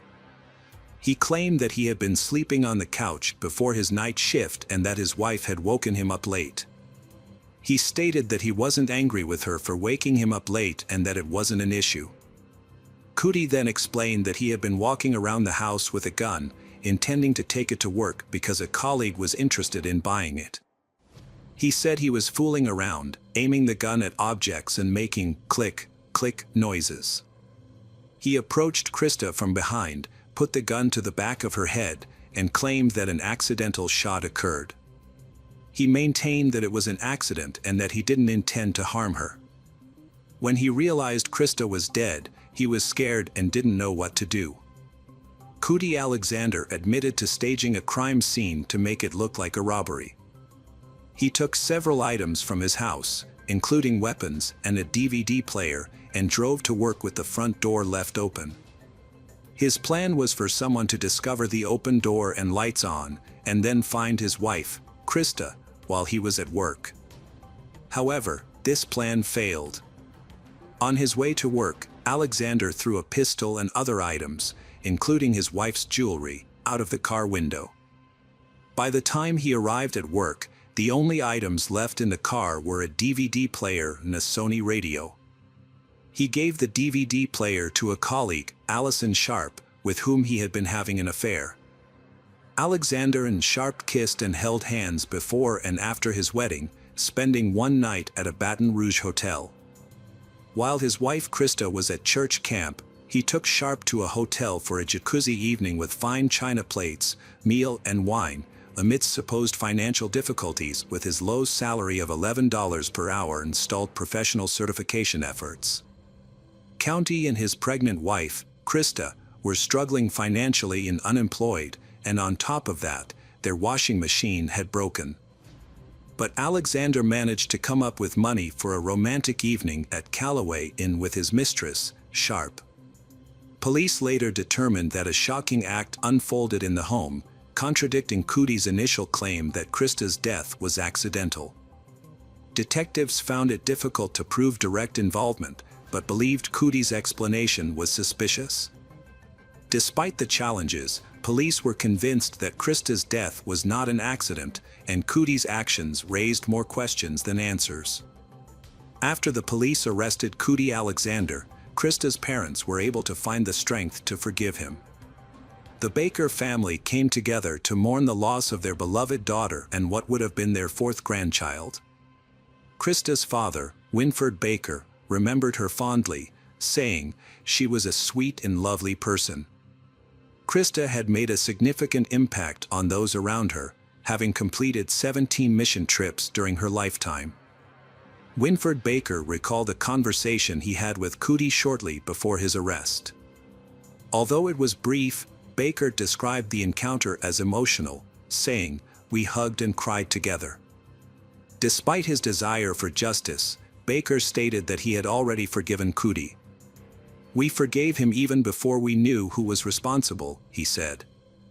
Baker found comfort in knowing that Krista was now in a better place, saying, "She's with the Lord, in heaven, and at peace." The trial started on August 2, 2009. Prosecutors claimed that Cootie's behavior after Krista's death implied that he had acted on purpose. They wondered why he didn't call 911 right away if the shooting was truly an accident. Instead, Cootie faked a robbery and left Krista's body for 12 hours before going home and calling 911. Prosecutors also questioned Cootie's story that the shooting was accidental, noting that he was an experienced gun owner who had received proper training from his father. Cootie Alexander, 24, was charged with second-degree murder for the death of his wife, Krista. Cootie had admitted to being involved in her death, which he claimed was a result of his poor decision-making. After initially going to trial, Cootie suddenly changed his plea to guilty, ending jury deliberations. This unexpected turn of events came about when Krista's family agreed to a plea deal that had been proposed earlier. Alexander was sentenced to 55 years in prison in August 2009. Hello friends, welcome to our channel. Today we're going to take a look at another horrible case with you, the case of Dana Ireland. Dana Marie Ireland was born on December 12, 1968, in Fort Belvoir, Virginia, to John Ireland and Mary Louise Crank. She was the youngest daughter, with an older sister, Sandra, who was 7 years her senior. In 1991, when Dana was 23, she visited her sister in Hawaii with her parents. On December 24th, Dana borrowed her sister's bike for a ride. However, she never returned. Her bike, shoe, and a clump of hair were later found on the side of the road, but Dana was nowhere to be seen. The condition of the bike suggested that Dana had been struck by a vehicle. The impact was severe, causing significant damage to the bike's wheels and steering wheel. Unfortunately, hopes that the driver who hit Dana had taken her to the hospital were short-lived. Tragically, Dana was found 5 miles from where her bike was discovered. She had suffered severe injuries to her body and head, and her lower body was exposed. The evidence suggested that Dana had not only been hit by a car but had also been taken advantage of while she was vulnerable. Nurse Jerry Gallagher is haunted by a traumatic event that occurred on Christmas Eve 1991. A friend, Brian, arrived at her home on Satellite Road in a rural area 25 miles southeast of Hilo. He had found she, Dana Ireland, severely injured and in need of medical attention. Gallagher, who was licensed to provide care, accompanied Brian to the scene, just a mile from her house. Upon arrival, she found Dana lying on the ground, naked from the waist down, with severe bruises on the inner sides of her legs. Gallagher attempted to administer first aid using a kit, but Dana's most critical injury was a severe head wound on the back of her skull. When Gallagher inquired about her identity, Dana's response was incoherent, seeming to utter the words, "is land." Gallagher then asked who was responsible for her condition, but Dana's answers remained unclear. Dana did, however, repeatedly request Gallagher to return her keys so she could drive home. Gallagher made an effort to keep her awake while awaiting further assistance. Due to the area's lack of phone services, significant delays occurred before an ambulance finally arrived more than 2 hours after the initial call for help. Moreover, further complications arose when the emergency services dispatcher mistakenly relayed the wrong location for the incident. These factors collectively resulted in an additional 34-minute delay for Dana to receive the medical attention she required. Gallagher had considered driving Dana to the hospital himself, but she was worried that moving her could cause further injury. She has since struggled with the decision and the fact that it took so long for help to arrive. An ambulance finally brought Dana to Hilo Hospital at 7:56 p.m. Unbeknownst to her parents, John and Mary Louise, who were searching for her, Dana was the injured woman being treated at the hospital. They had found her damaged bicycle by the side of the road and were trying to locate her. At the time, Mary thought someone had hit Dana and taken her to the hospital. John stayed near the bike while Mary and their eldest daughter Sandra went to the hospital to look for Dana. When the ambulance arrived with Dana, Mary and Sandra were already there. Despite the doctor's best efforts, they were unable to save Dana. She was pronounced dead at 12:25 a.m. due to severe injuries sustained in a motor vehicle accident, including blood loss and trauma to her head, pelvis, and abdomen. Dana's family was shocked by her death, which permanently altered their lives. As time passed, they would face another challenge, a long and arduous search for suspects and subsequent trials. The police investigation was described by local newspapers as intense. They discovered a T-shirt at the crime scene that belonged to the perpetrator. They also seized a sheet from the hospital with semen stains on it, which was crucial evidence since Dana had semen on her body when she was admitted. Furthermore, a bite mark on Dana's body matched the teeth print of her attacker. The authorities obtained a DNA sample from the perpetrator, but this was of limited use in 1991. The tire tracks from the bike and the secluded area where it was found provided few leads. Despite interviewing residents, the investigators could not find any witnesses who saw the car that hit Dana's bike, likely due to the remote location and poor road conditions, which deterred cars from traveling there frequently. The investigation into the Dana Ireland case had reached a dead end due to a lack of witnesses and evidence. However, a breakthrough occurred when John Gonzalez contacted the Hawaii County Police in May 1994. Gonzalez was involved in a high-profile case involving illegal substances, but he received a suspended sentence due to his cooperation with the police. Gonzalez revealed that his half-brother, Frank Pauline, had important information about the Dana Ireland case. Frank Pauline stated that brothers Albert Ian Schweitzer and Sean Schweitzer were involved in the attack on Dana Ireland. The Schweitzer family lived next door to the Frank Pauline family, and their families did not get along. According to Frank Pauline, he was present when the Schweitzers attacked Dana Ireland. They allegedly ran her over, put her in the trunk, and took her to another location. Based on Frank Pauline's statements, the police made Albert Schweitzer, Sean Schweitzer, and Frank Pauline the main suspects in the case. Frank Pauline Jr. was born on April 27, 1973, in Fremont, California, to Frank Sr. and Patricia Pauline. He grew up in Puna, Hawaii, where he became a father of 3 sons by the age of 20. However, Frank had a history of run-ins with the law, starting at the age of 9. By February 8, 1983, Frank Pauline had been caught in a burglary. As he got older, the severity of his crimes increased. In February 1994, he was sentenced to 10 years in prison for harassment and robbery. Despite this, Pauline continued to commit crimes, earning him the nickname "Walking Crime Wave" from prosecutors. After being sentenced, Pauline was taken into custody to start his prison term. However, he managed to escape and was classified as a fugitive. He was eventually recaptured in Honolulu a few days later. 3 months after Pauline received a 10-year sentence, his brother John Gonzalez contacted the authorities and provided information about the Dana Ireland case. Pauline and Gonzalez decided to cooperate with the investigation, which could potentially reduce Pauline's sentence. John Gonzalez was initially a questionable source of information, but after speaking with investigators, the case against him for illegal substances was closed, and he received a suspended sentence.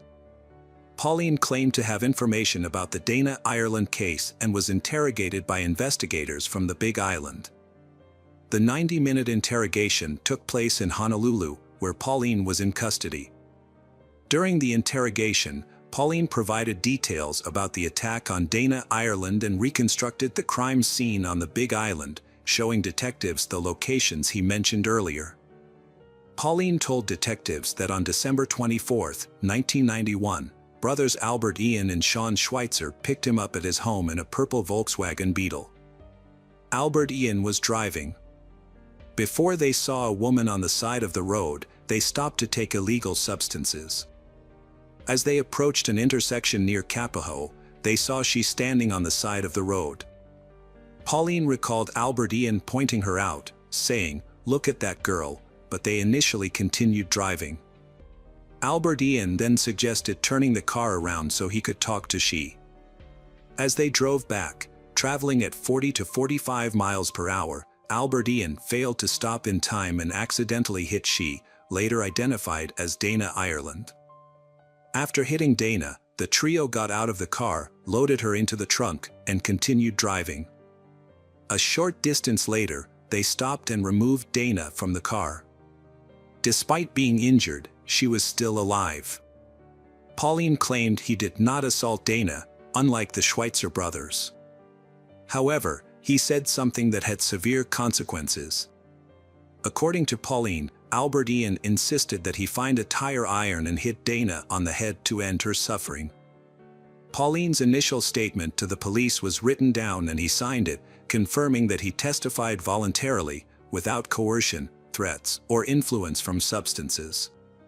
He was later moved to the Maui Community Correctional Center for protection due to threats from fellow inmates.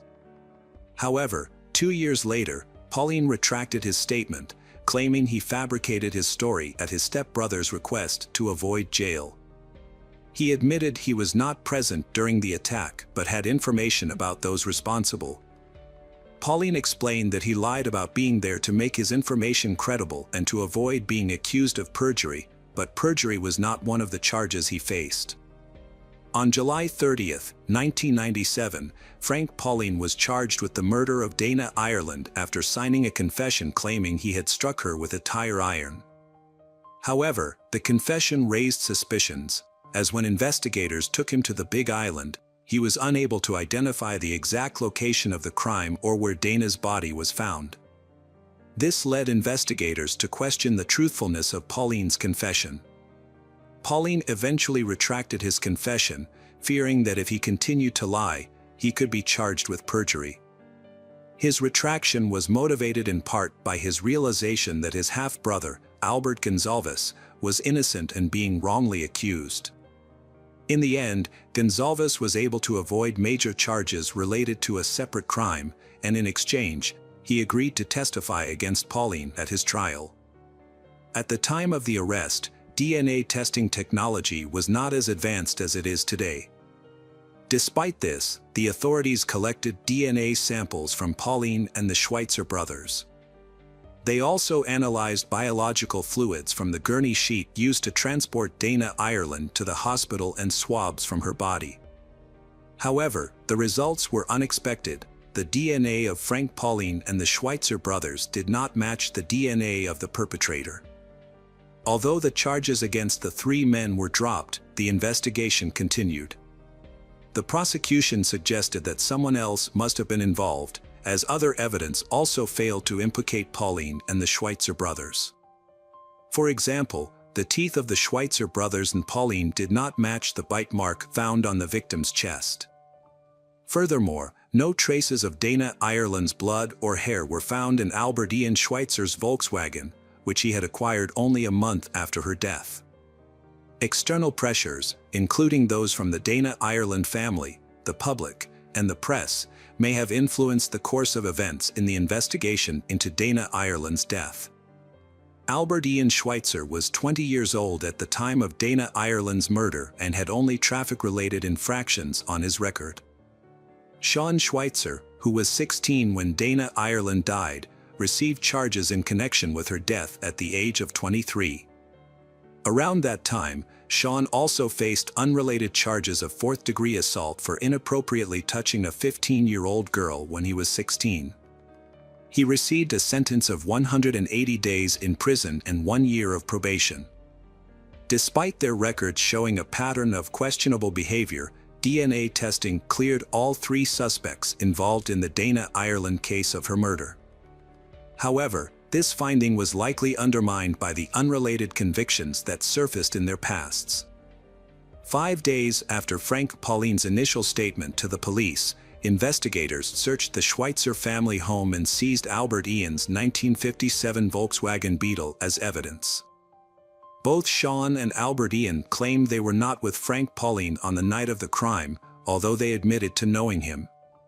Sean stated that he was at home on Christmas Eve, while Albert Ian said he was either at home or at his uncle's house.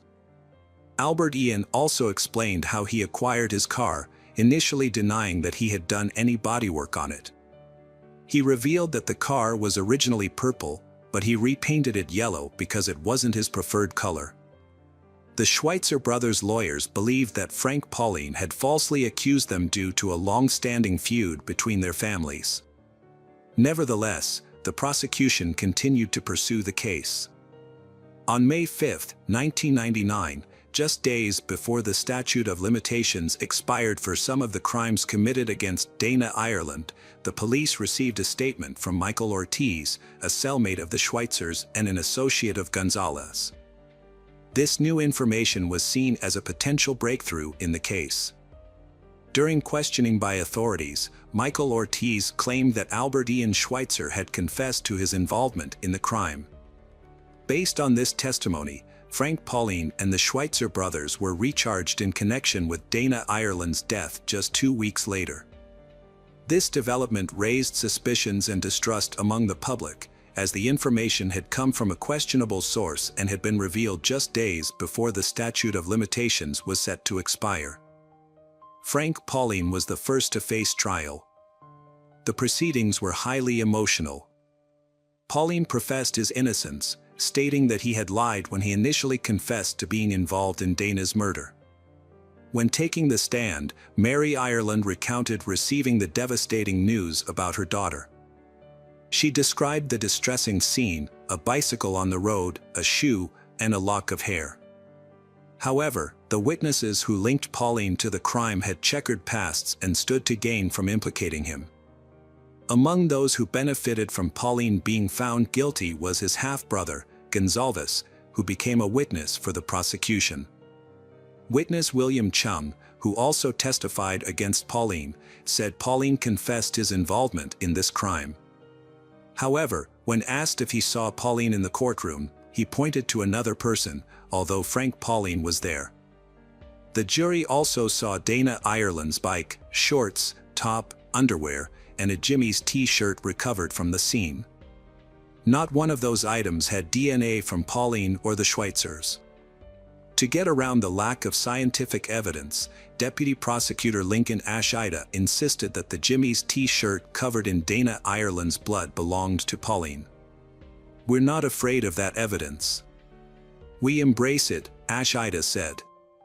Then, that same DNA technology works both ways for the defense and the prosecution. Pauline's lawyer protested, saying the t-shirt wasn't even Frank's size. Nevertheless, the jury found that the evidence and assumptions presented at the trial were enough to convict Pauline. Pauline's guilty verdict and 180-year sentence were handed down despite forensic evidence proving his confession was false. The next trial was that of Albert Ian Schweitzer, who knew about Pauline's sentence and was surprised when prosecutors offered him a plea deal, given the lack of physical evidence.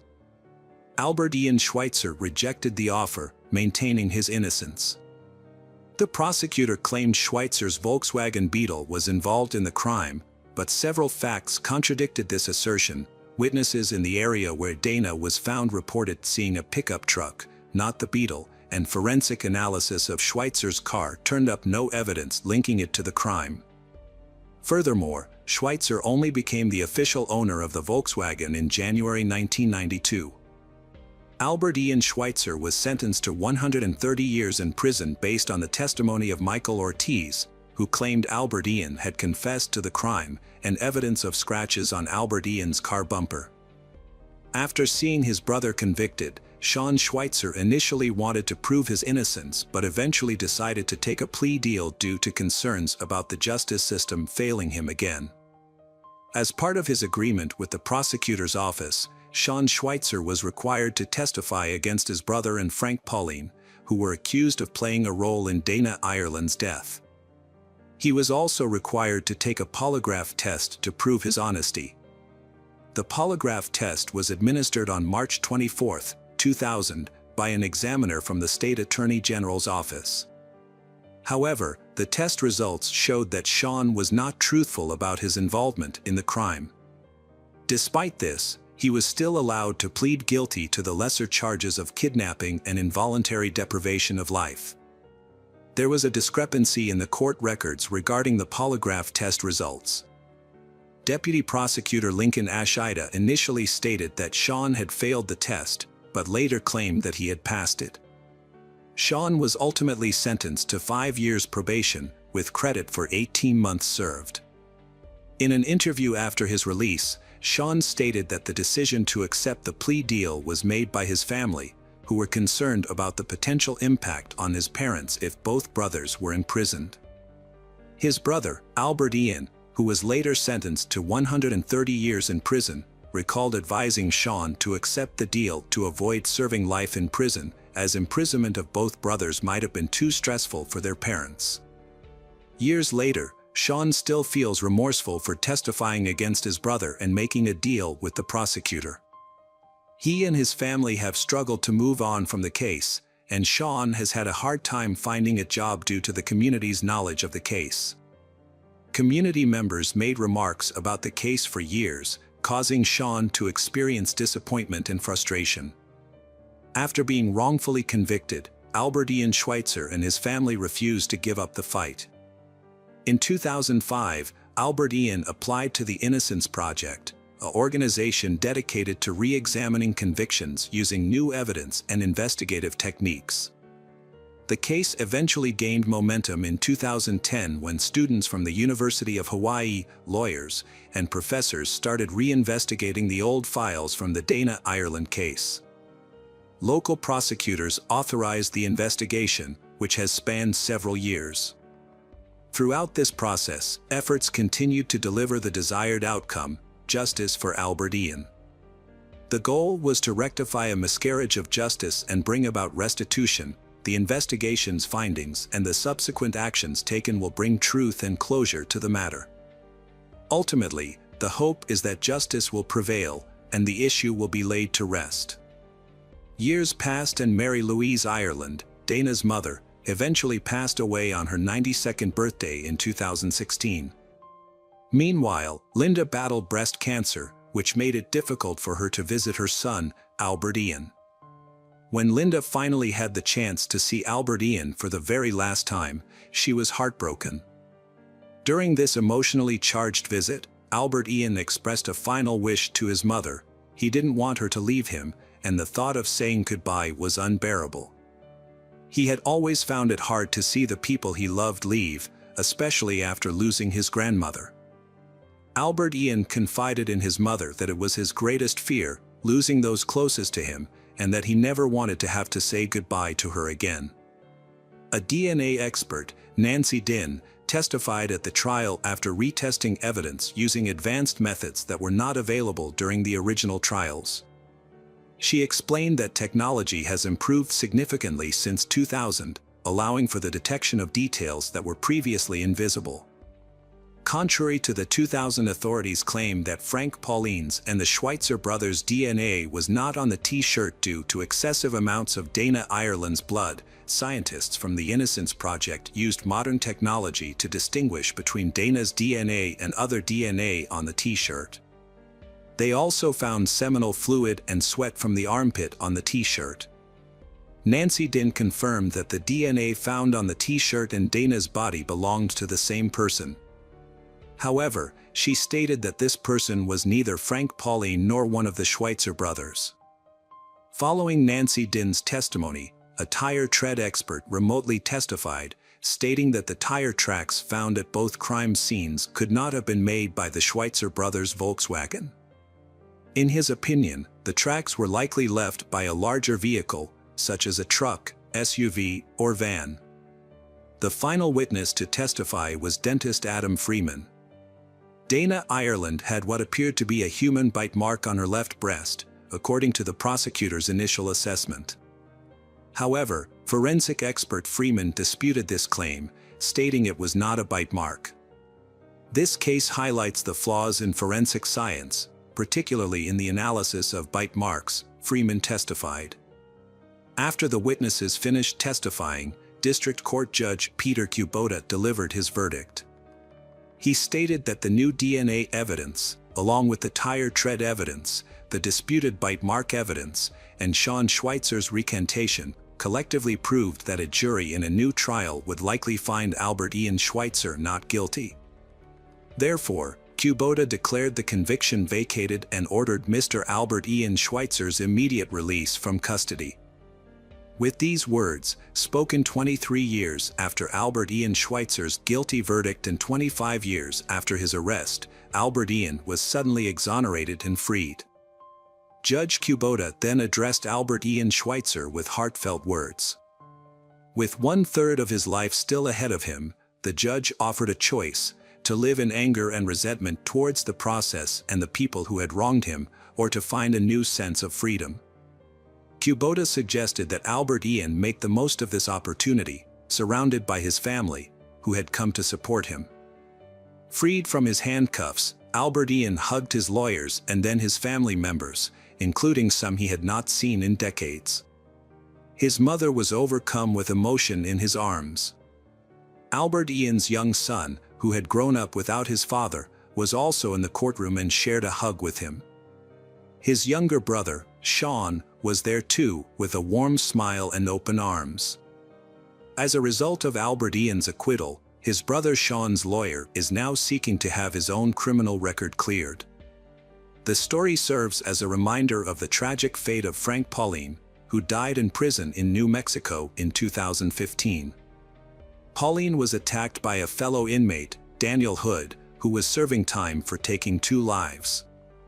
On April 27, 2015, Hood attacked Pauline in the recreation yard at the Southern New Mexico Correctional Facility, striking him 3 times on the back of the head with a rock.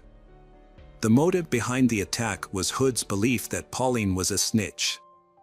Despite efforts by the medical staff, Pauline could not be saved. In response, his family's lawyer plans to file a petition for his posthumous rehabilitation. Albert Ian Schweitzer finds the transition from prison life to freedom extremely difficult. He shares that adjusting to life outside of prison has been more challenging than he anticipated. Most days are a struggle with anxiety. While Albert Ian may be eligible for compensation for wrongful imprisonment, which could award him $50,000 for each year spent in prison, the process is not straightforward. His lawyers are working diligently to ensure he receives the compensation he is owed. The Dana Ireland case remains unsolved 3 decades later, but investigators are hopeful that advances in DNA testing and genealogy will help them identify the person responsible for destroying the Dana family's life. Hello friends, welcome to our channel. Today we're going to take a look at another horrible case with you. The case of Ashley Wadsworth. Ashley Wadsworth was born on July 25, 2002, in Vernon Township, British Columbia, Canada. She was the daughter of Kenneth Wadsworth and Christy Jenden, and had an older sister named Haley. The Wadsworth family was large and close-knit, consisting of over 50 people, including cousins, uncles, and aunts of varying degrees of kinship, all living in the same community. Ashley was a cheerful, outgoing, and energetic girl who was popular and had many friends. She enjoyed outdoor activities such as swimming, horseback riding, and skiing. She was also passionate about tennis and played the clarinet. Ashley was very active on social media, frequently sharing memes, jokes, and photos. It was through social media that Ashley met Jack Seppel in 2015, when she was 12 years old and he was 15. Jack Seppel was born on January 9, 1999. His mother, Tracy Dalton, was married to a man named Ricky. Jack's relationship with his father, who passed away in 2019, was reportedly strained. Jack did not communicate with his brother, Jordan, but he did stay in touch with his sister, Nadia. Apart from his mother and sister, Jack did not have many close relationships, preferring to interact with people primarily through the internet and video games. According to Jack's acquaintances, he had a mixed reputation in school. On the one hand, he was remembered as a charming, fun, and lively kid. On the other hand, they recalled his dark side, which emerged when he became angry and displayed aggressive behavior towards himself and others. A mutual friend introduced Jack to Ashley through social media, a common way for teenagers to meet and form virtual friendships. As their online relationship grew, Ashley and Jack became close virtual friends. At the time, Ashley didn't have a smartphone and used her family's computer to access social media, so her family was aware of her friendship with Jack. During their long-distance friendship, Jack had relationships with other girls, and Ashley also had typical teenage experiences. Although they occasionally stopped communicating, their connection never completely faded, and they continued to stay in touch over the years.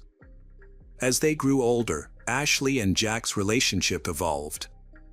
They started communicating through video calls, which led to a more intimate and romantic relationship. Jack became a familiar figure to Ashley's family, who would often greet him warmly when they saw him talking to the guys. He also sent Ashley gifts, such as teddy bears and purses, on multiple occasions. Ashley's family and friends noticed that she had a tendency to compare every boy she met to Jack. However, due to the significant time difference between their locations, Jack lived in Essex, while Ashley was in Vernon. They struggled to find time to talk, often waking up too early and going to bed too late. As Ashley turned 15 in 2018, she began to express a desire to meet Jack in person. However, her family refused to let her travel alone to another continent. Like many young couples, they occasionally argued, and when Ashley would block Jack on social media during these fights, he would find ways to contact her again, creating new accounts or sending messages through his sister or acquaintances. This behavior was seen as disturbing and intrusive by Ashley's loved ones, but she continued to insist that Jack was a kind and compassionate person. In October 2018, Jack, who was 19 at the time, got a tattoo of Ashley's name on his arm when she was just 16. Her parents thought this display of affection was excessive and warned her to be cautious. However, Jack soon began exhibiting jealous and violent behavior. He would become angry if he suspected Ashley was talking to other guys, despite continuing to date other girls himself. He claimed Ashley was his favorite and swore his loyalty to her alone. This incident marked the beginning of a disturbing pattern of behavior. Ashley's friends and family grew increasingly concerned as Jack's behavior escalated. One day, Ashley called a friend who was at Jack's house, and he wouldn't let her leave. According to the friend who overheard the conversation, Ashley surprisingly remained calm, as if she was used to such situations.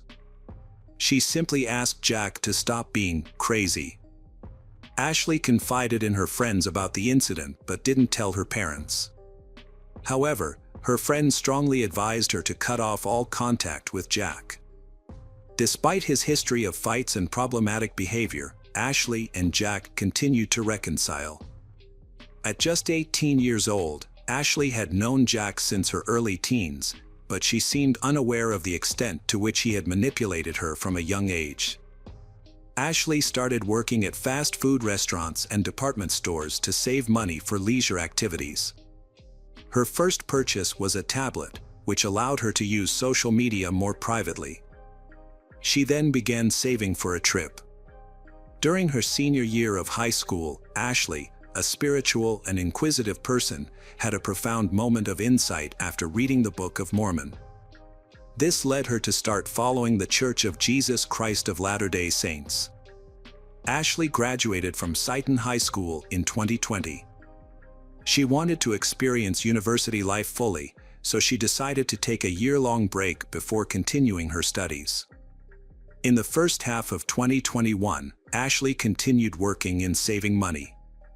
In April of that year, she was baptized into Mormonism. With her newfound independence and financial stability, Ashley decided to travel to the UK to meet Jack in person and celebrate his birthday with him.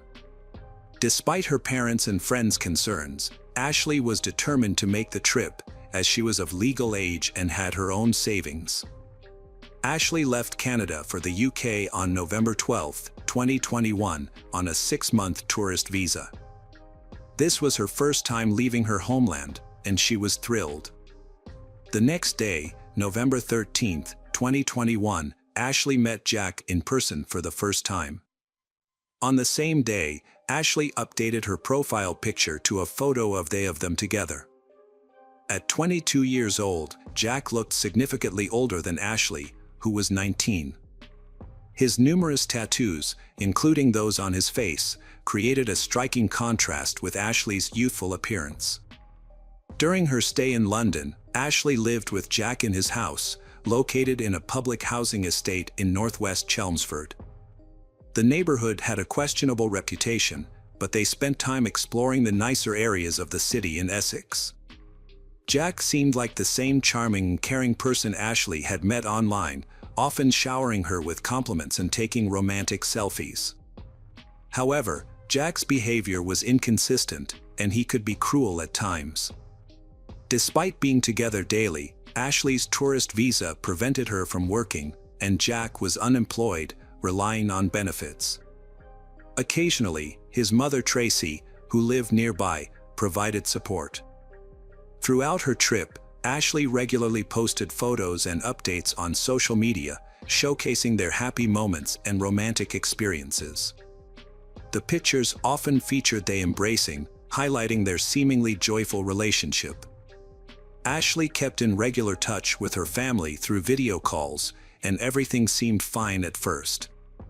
They even adopted a new kitten, Winston, which was a positive addition to their lives. Nevertheless, over time, Jack started to become more withdrawn and isolated. Ashley's trip to England was supposed to be an exciting adventure, but it quickly turned into a restrictive and isolating experience. Her boyfriend, Jack, had lost interest in exploring the country and instead preferred to stay indoors, smoke, and play video games. As a result, Ashley's options for activities were severely limited, and she was forced to do only what Jack wanted. Before arriving in England, One of Ashley's friends from church had arranged for her to meet some American missionaries who would be in Chelmsford at the same time. Ashley was eager to connect with them, but Jack refused to let her attend church on Sundays. Despite this, she continued to secretly communicate with the missionaries through text messages, deleting the conversations to avoid Jack's suspicion.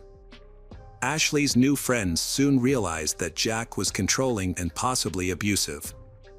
When she confided in them about her problems, Ashley admitted that she knew she deserved better, but she was trying to keep Jack happy. However, the abuse went beyond controlling her communication. About 6 weeks into their trip, Jack became violent when he discovered that Ashley had blocked 2 UK phone numbers.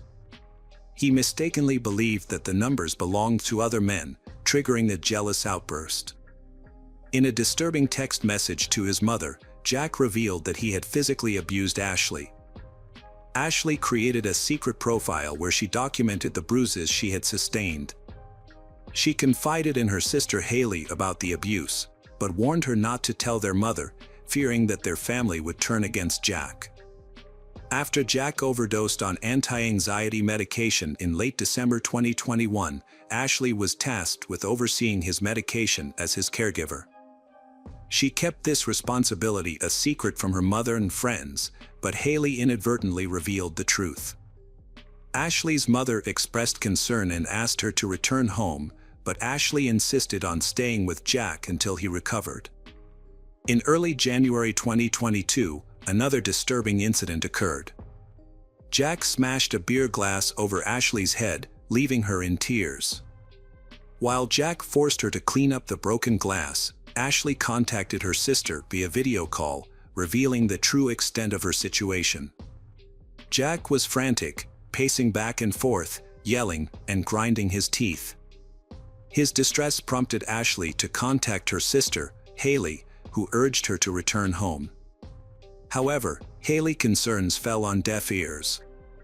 A brief period of calm followed, marked by Jack's 23rd birthday celebration with his family, where everyone put on a united front and pretended everything was fine.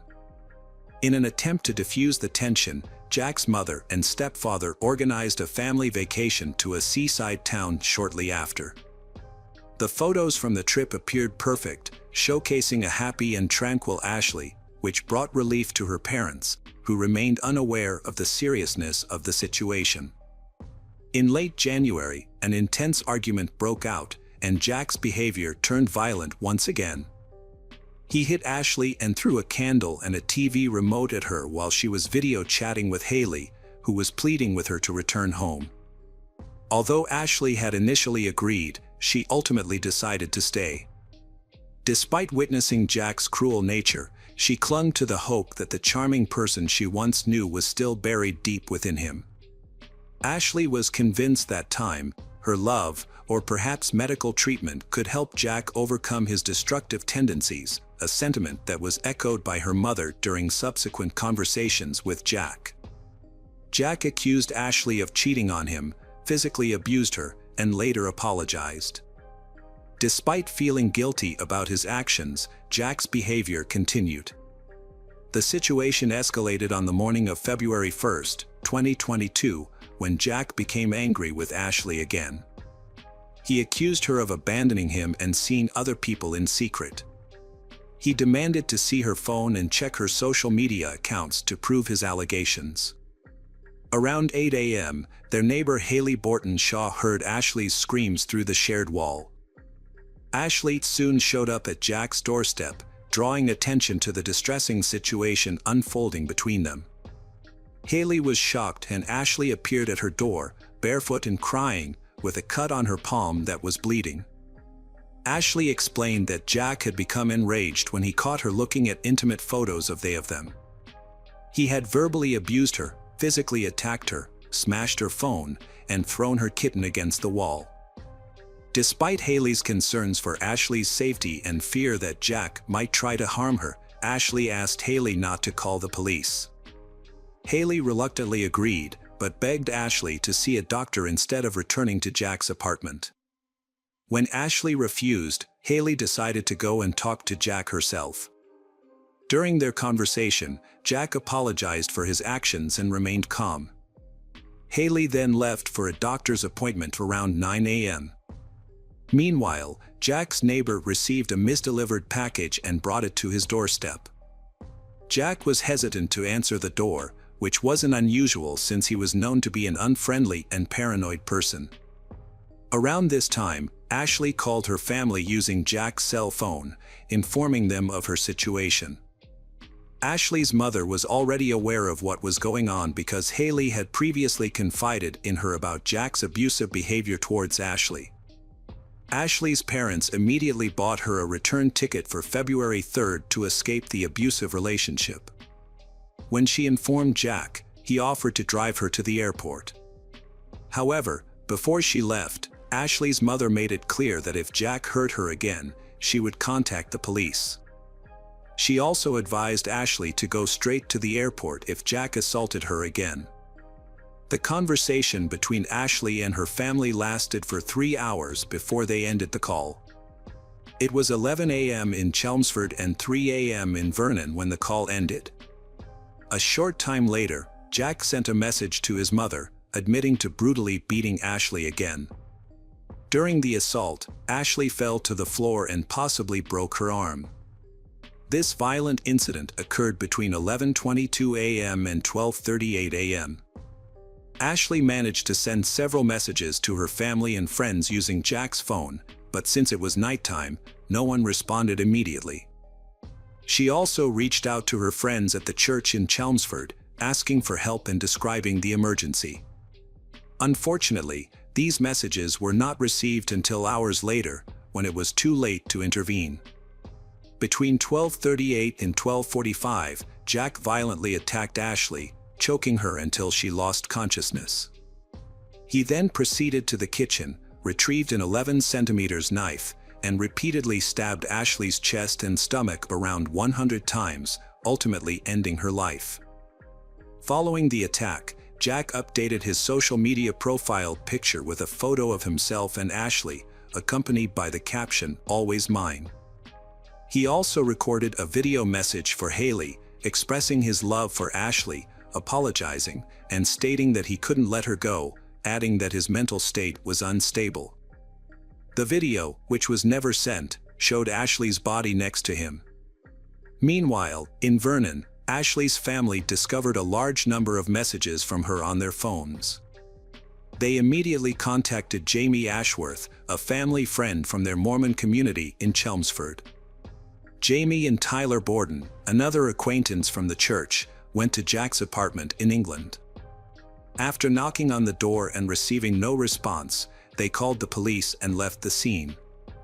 In a desperate attempt to cover his tracks, Jack texted Ashley's family and friends, pretending to be her. However, the messages from loved ones continued to pour in, and Jack ignored them. Meanwhile, they were frantically trying to reach Ashley. Eventually, Jack called his sister Nadia and confessed to killing Ashley, even going so far as to show her the body. This disturbing conversation took place at approximately 4:13 p.m. When the police arrived at the apartment 10 minutes after Jamie's call, they found that the situation had already turned tragic. They arrested Jack, who was covered in blood, on the spot. He told the officers that he had experienced a psychotic episode and confessed to the crime.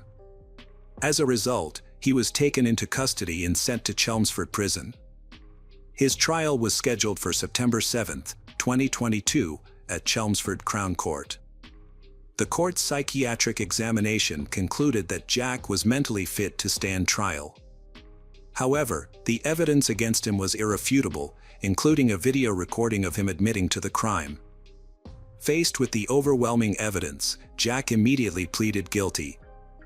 The judge then informed him that, given his confession, a life imprisonment sentence was inevitable.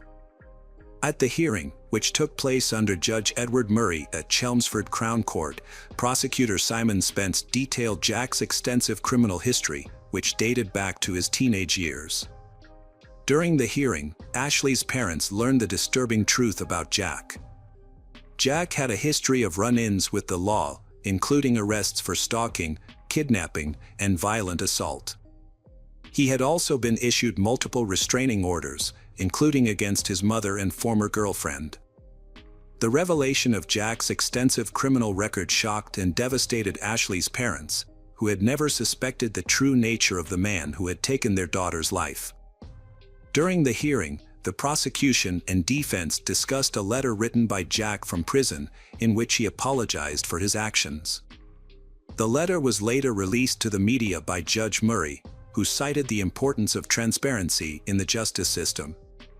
In the letter, Jack expressed regret to Ashley's family, especially her mother and sister Haley, acknowledging that nothing could undo the harm he had caused. Jack accepted responsibility for his actions and acknowledged that his mental state contributed to the tragedy. He also claimed to have previously discussed his mental health with Ashley. Ultimately, Jack was sentenced to life in prison with the possibility of parole after 23 years. Hello friends, welcome to our channel. Today we're going to take a look at another horrible case with you, the case of Abril Perez Sagayan. Abril Perez Sagayan was born in 1971 in Monterrey, Nuevo León, Mexico. Her mother, Maria del Socorro, worked diligently 7 days a week to ensure her 3 children, Abril, Javier, and Ana, had the opportunity for the best possible education and a bright future. Even at a young age, Abril displayed an exceptional aptitude for science and made it her goal to pursue higher education and financial independence. As Abril matured, she embodied a unique combination of intelligence, compassion, and physical beauty. Her sociable nature and innate leadership qualities made her an inspiration to her friends and a standout professional in her field. She earned a bachelor's degree from the University of Nuevo León and a master's degree in business from the Monterrey Institute of Technology. As Abril's career progressed, she discovered her passion for digital sales and rapidly climbed the ranks. She attained a prominent position as an executive director at Bilbao Bank in the United States. During the early 1990s, a time when Abril's professional accomplishments were flourishing, she met Juan Carlos Garcia Sanchez. Juan Carlos was an ambitious entrepreneur, born on November 11, 1968. Juan Carlos and Abril discovered they had a lot in common. Both had attended the Monterrey Institute of Science and Technology, where Abril studied and Juan Carlos earned his degree with high academic achievement. Juan Carlos had also studied at top U.S. universities, including the University of Pennsylvania and Harvard. With his education and experience, he considered himself a professional entrepreneur in e-commerce and financial technology. Juan and Abril became inseparable, collaborating on projects and socializing in the same friend circle. As time passed, their friendship blossomed into romance. After a few years of dating, they decided to tie the knot, and their wedding took place in 1994. Their collaboration led to numerous successful projects, including the online stores Pag Mobile and Plascom. They also played a key role in the development of the Dem store, which became a leading e-commerce platform in Mexico. By 1999, their life appeared to be a perfect fairy tale, with both partners achieving great success in their careers and enjoying a happy relationship. Their joy was further amplified with the birth of their first child, Ana Cecilia, in 2001. 2 years later, they welcomed a son, Juan Carlos Jr., followed by another son, Julio Andres, in 2005. Despite their busy schedules, Abril prioritized her children's needs, taking care of them personally and attending their school activities. Abril's devotion earned her the respect and admiration of those around her. Juan Carlos was also a dedicated father, and together they created a seemingly ideal family that many people envied.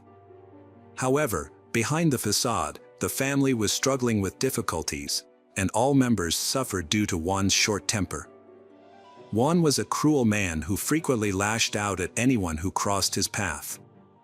His behavior towards his wife, Abril, began with verbal abuse, making her feel uncomfortable and hurt with his insulting words. Over time, the situation worsened, and Juan started using physical violence against Abril, regularly beating her. Abril attempted to conceal the abuse from her friends and family, fearing that she wouldn't be able to provide for their children on her own. She believed that staying with Juan would give their children a better future. However, by 2009, the situation had become so severe that others began to suspect what was happening in the family. Abril has always kept it a secret from her friends and family, but whenever they asked about a possible divorce, she insisted that she wouldn't leave Juan.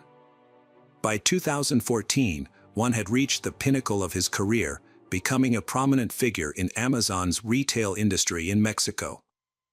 A year later, when Juan became the director of Amazon in Mexico, the family had to relocate to Mexico City.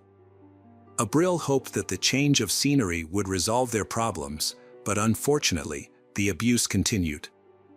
Juan Carlos presented himself as a loving husband and father to the public, but behind closed doors, he was abusive and controlling towards his wife, Abril.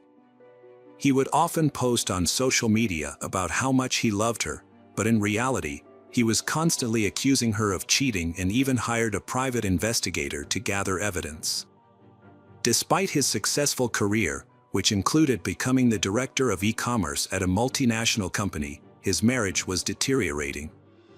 The tension between him and Abril became unbearable, and after a trip to Monterrey to celebrate Christmas with her family, she realized she couldn't stay in the marriage any longer. During the trip, Juan's anger boiled over, and he physically attacked Abril, grabbing her by the neck and strangling her. He had received a photo from the private investigator of Abril with a male colleague, which he mistakenly believed was her lover. In reality, the man was just a coworker. Abril decided not to engage with Juan's accusations and instead filed for divorce on January 4, 2019. They had already separated and planned to inform their children about their impending divorce. However, the situation took a violent turn one early morning. Abril was asleep when she was suddenly struck on the head with a baseball bat by her partner, Juan. Initially disoriented, Abril thought the ceiling had collapsed, but as her vision cleared, she saw Juan standing over her. She attempted to push him away and escape, but he overpowered her, prompting her to scream for help. Their 16-year-old son rushed to his mother's aid, quickly assessing the situation and intervening to prevent Juan from causing further harm. He managed to get Abril away from Juan and escorted her out of the house to seek emergency medical attention for her injuries. After the incident, Juan took to social media to share his side of the story. He made several posts claiming that Abril had been unfaithful, stolen his money, and wasted 26 years of his life. He also alleged that Abril had physically attacked him, stabbing him in the chest with a knife. To support his claims, he attached photos of the knife and what appeared to be bloodstains.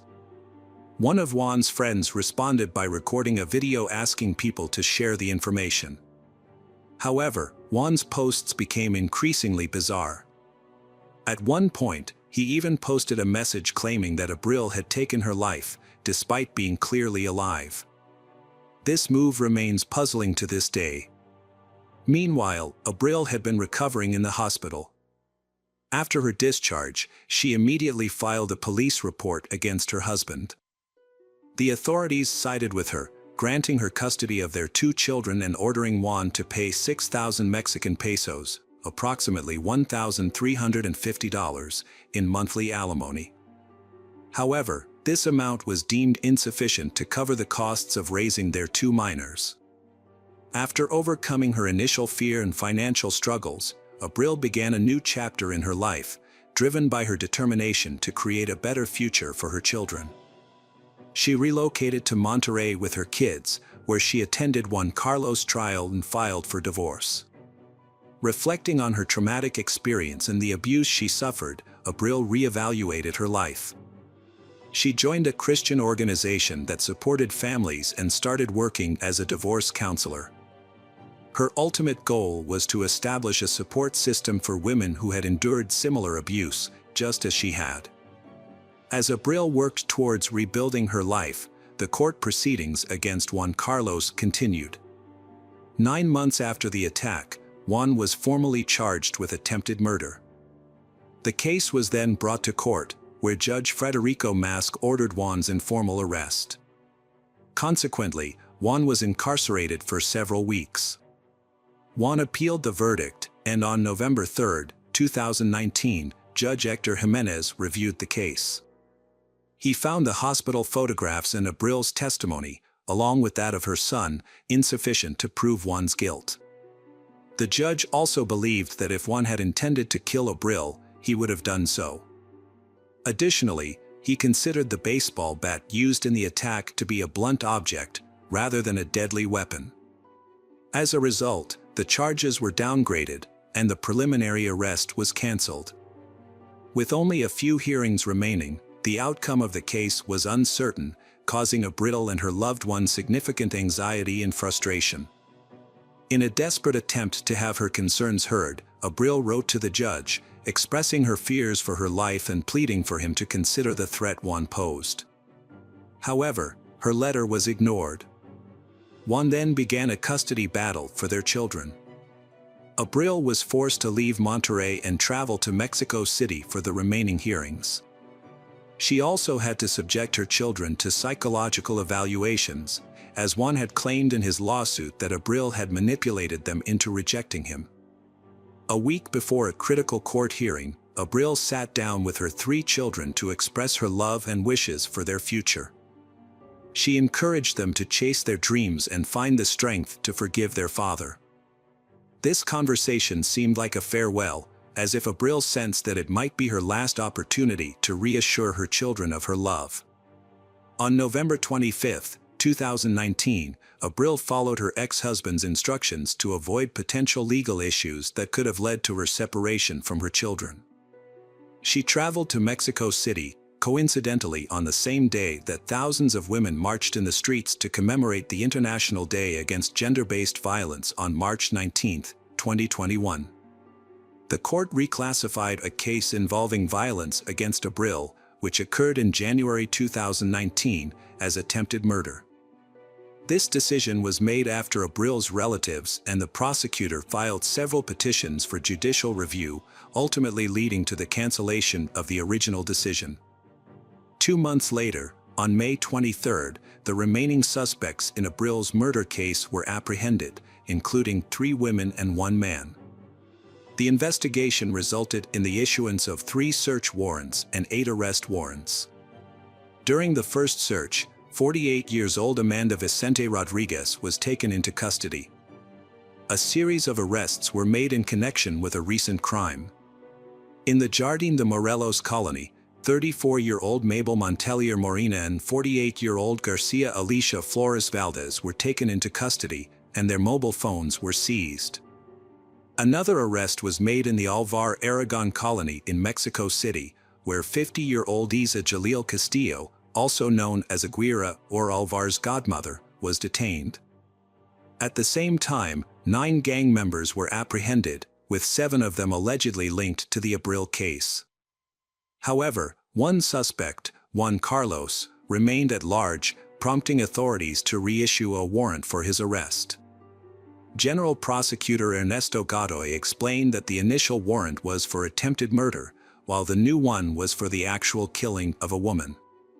Despite efforts to locate Juan, he remained elusive.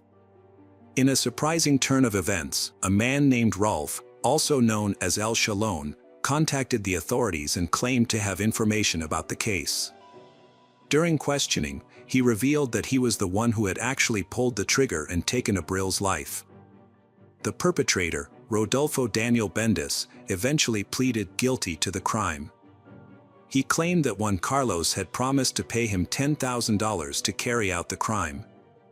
According to Bendis, Juan Carlos had contacted him while he was in pre-trial detention and provided him with the address of Abril in Mexico City. Juan Carlos allegedly instructed Bendis to spy on Abril and provided written instructions on how to commit the crime. He also promised to provide Bendis with a gun in Monterrey. However, when Bendis arrived in Monterrey, no one contacted him, and he did not receive the gun. He returned to Mexico City and did not hear from Juan Carlos again until after his release from prison. Upon his release, Juan Carlos contacted Bendis again and informed him that the plan had changed. He now wanted Abril to be killed in Mexico City, as he had managed to lure her there. The case was divided into multiple hearings due to the complexity of the judicial system. The first trial began in August 2022, with Bendis and Juan Carlos as the initial defendants. During this trial, the prosecution presented 28 witness statements and 14 pieces of expert evidence. During the recent trial, a key defendant known as El Sean Gallen testified about his role in planning and committing the crime of feminicide, for which he had previously pleaded guilty. On May 19, 2023, the court delivered its verdict, finding Rodolfo Danielo Baza and Juan Carlos Rodriguez guilty and sentencing them to 52 years in prison. Additionally, they were ordered to pay approximately 56,000 Mexican pesos, $30,000 US, in damages. Following the trial, the men were taken to a detention center to begin serving their sentences. However, the Abril family immediately announced their intention to appeal the verdict, as they believed the sentence was too lenient. They pointed out that Rodolfo was the one who fired the fatal shots. As for the remaining defendants, it was previously decided in October 2014 that their trials would be divided. This decision was met with an appeal from prosecutors, who argued that it would significantly delay the proceedings and result in unnecessary additional costs for the court. The tragic case of Abril continues to affect her family and the wider Mexican society, and despite the recent verdict, the trials are not yet over. After the court hearing, Abril got into a car with her children and their lawyer. She asked the lawyer to drive them to the airport for their flight back to Monterrey. En route, they stopped at an intersection, where a motorcyclist pulled up beside them. The motorcyclist, who was actually a hired assassin, shot Abril multiple times in the head. Luckily, her children, who were seated in the back, escaped serious harm. One child, who was lying down, was grazed by a bullet but suffered only minor injury. Abril was rushed to the hospital, where doctors fought to save her life. Despite their efforts, she succumbed to her injuries 6 hours later. The lawyer immediately contacted Abril's family to inform them of the tragedy. Her brother Javier traveled to Mexico City to handle the aftermath of the incident. The community suspected Juan Carlos of being involved in the crime, but the authorities took a different stance. Since the shooter's identity and motives were unknown, they couldn't classify the case as femicide and make an arrest. Instead, the case was initially treated as a murder, and the police launched an investigation to gather evidence that could potentially prove it was a femicide. Abril's friend took to social media to accuse Juan Carlos, but her account was deleted as a result. Abril's family was fearful that the perpetrator would go unpunished and sought to raise public awareness about the case through social media. The fact that Abril died on a day dedicated to fighting gender-based violence added a deeper significance to her death. The family organized protests and marches to demand justice for Abril. Following Abril's tragic death, social media erupted in outrage as people realized that she had repeatedly expressed her fear of her abuser, only to be ignored by the authorities. Her family and friends held a funeral mass at the Benito Flores Chapel in Monterrey, where dozens gathered to pay their respects and demand justice for Abril. The funeral procession then proceeded to the Pantheon Garden in Los Angeles, where Abril was laid to rest. Her case has sparked widespread attention to the issue of gender-based violence, particularly in cases where judges release men who have attacked women. Abril's ex-husband, Juan Carlos, was released from prison after appealing his sentence, and was able to track Abril down to Mexico City, where he ultimately took her life. In response to Abril's case, the Mexican General Prosecutor's Office has launched an investigation into the judges who allowed Juan Carlos to be released from prison. The judges in question, Carlos Trillo Rodriguez, Federico Mosa Gonzalez, and Hector Jimenez Lopez, are being investigated for their roles in Juan Carlos' release. Additionally, representatives of the party of former Mexican President Andrés Manuel López Obrador are calling for Judge Mosa's removal from office, citing his involvement in a previous controversial case in which he released a doctor who had disrespected a patient in a public hospital. The judge initially declined to charge Juan Carlos with femicide, instead only charging him with sexual violence, after which he was released from custody.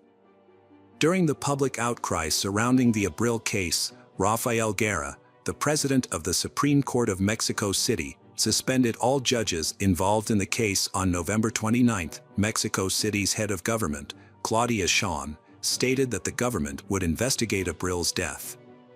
She also warned that the judges involved in the case could be held accountable for Abril's death if it was proven that Juan Carlos was responsible. Local and international media reported that Juan Carlos was released despite evidence against him.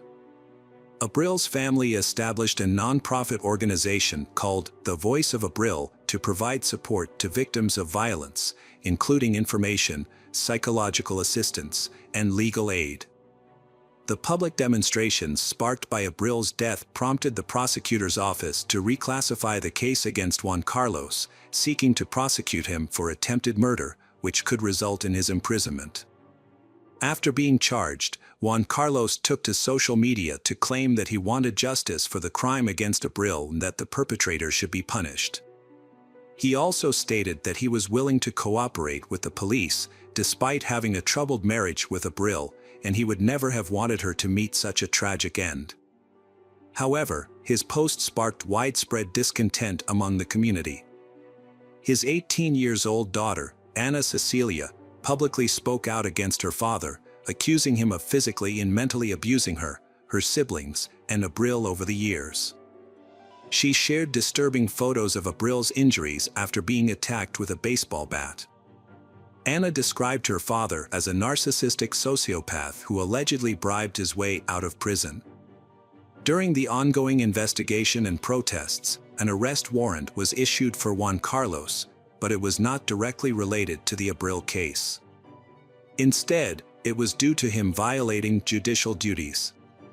Although he was released on the condition that he would check in with the police station weekly, he failed to do so. After missing 2 court hearings, Judge Agustin Monra Gasper Canal was left with no choice but to issue the order. Juan wrote a letter claiming he feared for his life and did not want to attend the hearings, stating he and his family had received death threats since Abril's death. He believed someone would seek revenge if he appeared in court. However, the judge rejected this excuse and issued an arrest warrant, also restricting Juan from leaving the country. The investigation continued, aiming to uncover the truth. A letter from Juan was discovered, in which he again denied involvement in Abril's death, claiming he never intended to harm her. He described the night of the incident, stating that Abril had initiated a fight, stabbing him in the side, and he had hit her with a bat in self-defense. The letter sparked outrage among those who heard it, with no one believing Juan's account. The investigation has revealed that Juan Carlos is the primary suspect in the case. Further investigation by the police has identified at least 7 other individuals involved in the crime against Abril. This conclusion was reached after reviewing surveillance footage from the area where the events occurred. The footage shows 2 cars following Abril as she left the courthouse. The drivers of these cars were in contact with the perpetrator who fatally shot Abril. After the attack, the perpetrator and their cars fled the scene. Although the identities of the pursuers were not yet known at the time, the investigation suggested that Juan Carlos may have been involved in the crime. According to investigators, Juan Carlos likely met these individuals while he was in prison and paid one of them to protect him. After his associates were released from prison, Juan Carlos was also released. He then paid them to kill Abril.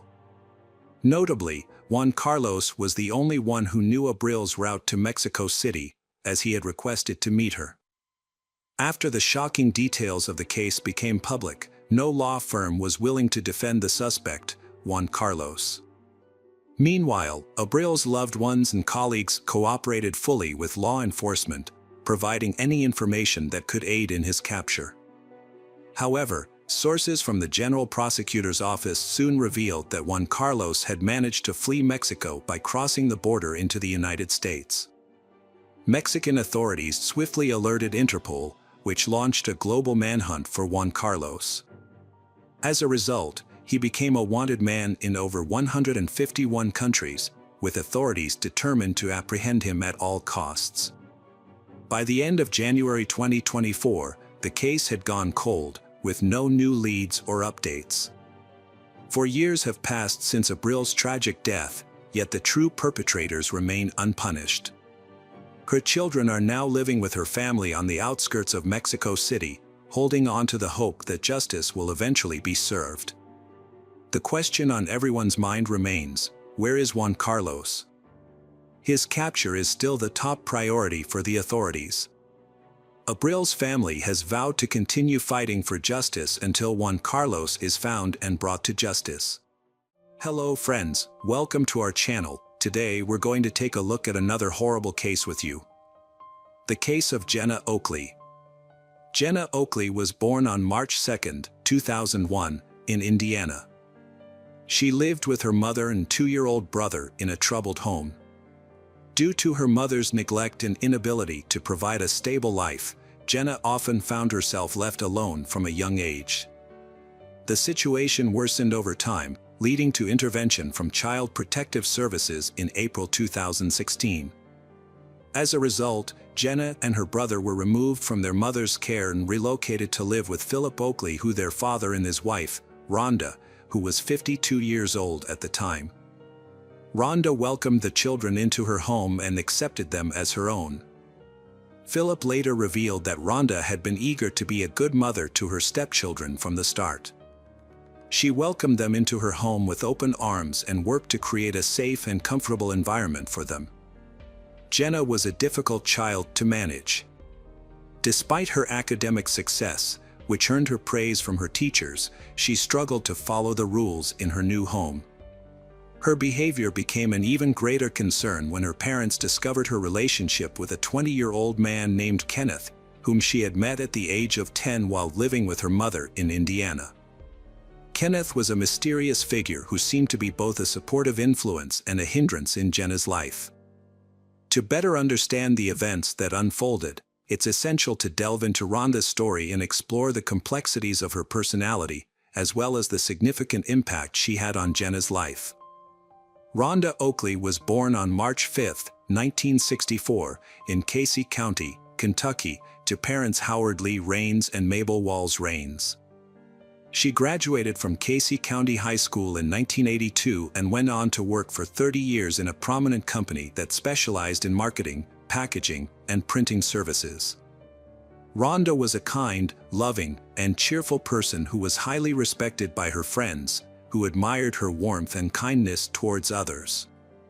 Rhonda met Philip Oakley on a golf course, and they fell deeply in love. They decided to get married and start a new life together. However, their relationship was not without its challenges. At the time, Rhonda was divorced and had 4 children from her previous marriage. Philip and Rhonda's family were initially against their relationship due to their significant age difference. They asked Philip to end the relationship, which led to frequent arguments within the family. For that reason, Philip believed the relationship of Kenneth and Jenna was unacceptable because Kenneth was 5 years older than his daughter, Jenna. Philip even threatened to involve the police if Kenneth continued to date Jenna. To maintain control of the situation, Philip and Rhonda took measures such as confiscating Jenna's phone and computer and enforcing strict rules. The situation at home became so unbearable for she that she finally confided in her father and stepmother, promising to end her relationship with Kenneth. However, she failed to keep this promise and continued to secretly meet with him. As a result, her relationship with her parents deteriorated, and she began to harbor a deep-seated hatred towards her parents. On September 1, 2016, at around 4 p.m., David, her younger brother, returned home from school and entered the house. As he walked into the kitchen, he was startled by the sound of 3 of their dogs barking frantically in the basement. Curious, David rushed downstairs to investigate and found his mother, Rhonda, lying motionless on the floor. Panicked, David immediately ran outside to seek help and eventually went to a neighbor's house to call the police.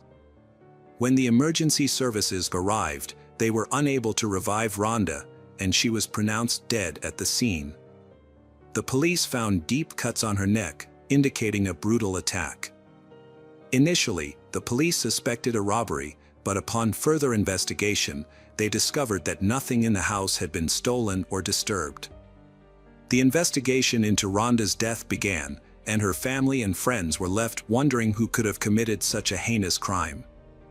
As the investigation progressed, several key pieces of evidence came to light. Rhonda's car was discovered to be missing, and a trash can in the kitchen was found to contain vomit.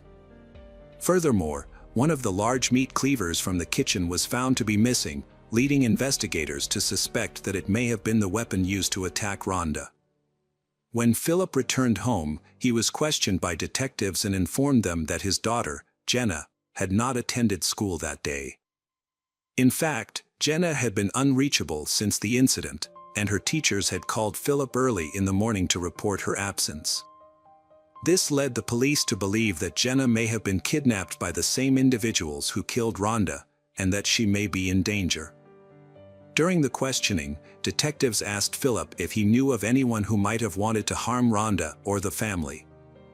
Philip revealed that his daughter's boyfriend, Kenneth, had a troubled relationship with Jenna, and that it had deteriorated significantly. Philip admitted that he had threatened to contact the police if Kenneth did not stop seeing Jenna. Philip suspected that his daughter had been dishonest with him and that she and Kenneth had never intended to break up or follow the rules. It was possible that Kenneth had planned to get rid of the source of his problems and take Jenna with him. After learning this, the police focused their efforts on finding Kenneth. They discovered that on August 31st, the day before the incident, Kenneth had flown from Indiana to Lexington, Kentucky, at 3 a.m. From there, he took a taxi to Oakley's house. Another crucial piece of evidence came from a store manager in Denver, who claimed to have seen Jenna with a young man on September 1st. The manager handed over surveillance footage to the police, which showed Jenna and Kenneth entering the store and then leaving together to get into a car that looked like Rhonda's stolen vehicle. Notably, Jenna appeared calm and normal in the footage, not showing any signs of distress or being coerced. Her behavior led investigators to dismiss the possibility that she was being held against her will and raised suspicions that she might be involved in a crime against her stepmother. A search of Jenna's room later revealed a diary that confirmed these suspicions. The diary exposed a deep-seated hatred that her family seemed to be unaware of. Jenna wrote about her ongoing feelings for Kenneth, with whom she had maintained contact despite promising to stay away. Interspersed with these entries were expressions of resentment towards her family members, which grew increasingly disturbing over time. Jenna wrote in her diary that she intended to kill her father, stepmother, and brother to prevent them from ever separating her from Kenneth again, allowing her to be with him without interference. She outlined a specific plan and timeline to carry out these actions. When her father, Philip, read her words, he was overcome with shock and fainted. He struggled to comprehend that his daughter would not only conceive of such a heinous act, but also possessed the determination to make it a reality. Jenna had a plan to kill her family members. First, she intended to kill her father between 4 o'clock and 5 a.m. by luring him to the basement and stabbing him in the neck. Her next target was Rhonda, whom she planned to kill in her bedroom between 6 o'clock and 8 a.m. using the same knife. After that, she planned to kill her brother David in his room. The police discovered Jenna's diary at the start of their investigation, which became the primary evidence against her. Meanwhile, Philip gave the police Kenneth's phone number, allowing them to track and apprehend Kenneth and his girlfriend. On September 4th, 3 days after the crime, investigators located the fugitives in Tucumcari, New Mexico. The police informed local authorities about the case, who quickly located Rhonda's stolen car near a hotel where Kenneth and Jenna were staying. They were arrested and transported separately to a New Mexico detention center, awaiting extradition. However, a search of the car did not yield the weapon used in the attack on Rhonda. Kenneth chose not to face trial. He attempted to take his own life in his cell by hanging himself and wrote a letter. Officers found him and rushed him to the hospital, where he was in critical condition. In his letter, Kenneth claimed responsibility for the crime and stated that he and Jenna acted according to his plan, attempting to take the blame to absolve her. The authorities kept Kenneth's attempt on his own life and his confession from Jenna for a time, deciding it was best she didn't know while being transported to Kentucky. They wanted her to give her own testimony without being influenced by Kenneth's actions. Upon arriving in Kentucky, Jenna also confessed to the crime, providing the police with a detailed account of her actions. According to Jenna, on the day before the crime, Kenneth visited her at her house. They met early in the morning, which is why Jenna didn't attend school that day. They spent the entire day together. Rhonda arrived home around 3 p.m. and encountered Kenneth in the basement. This encounter sparked an argument between Rhonda and Jenna, which eventually turned violent. The violence escalated to the point where Jenna attempted to strangle Rhonda by grabbing her neck. Kenneth then intervened, taking over from Jenna.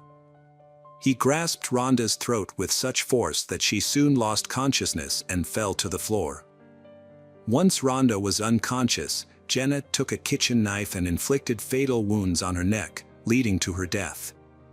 Witnessing the scene caused Kenneth to become ill, and he vomited into a trash can. When questioned by the police about the knife used in the crime, Jenna stated that she and Kenneth had disposed of it during their escape.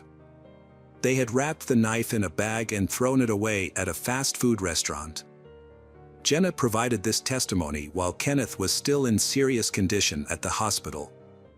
He was charged with first-degree murder but was unable to stand trial due to his self-inflicted injuries. After 6 weeks on life support, he passed away. In October 2019, Jenna was formally charged with her stepmother's death.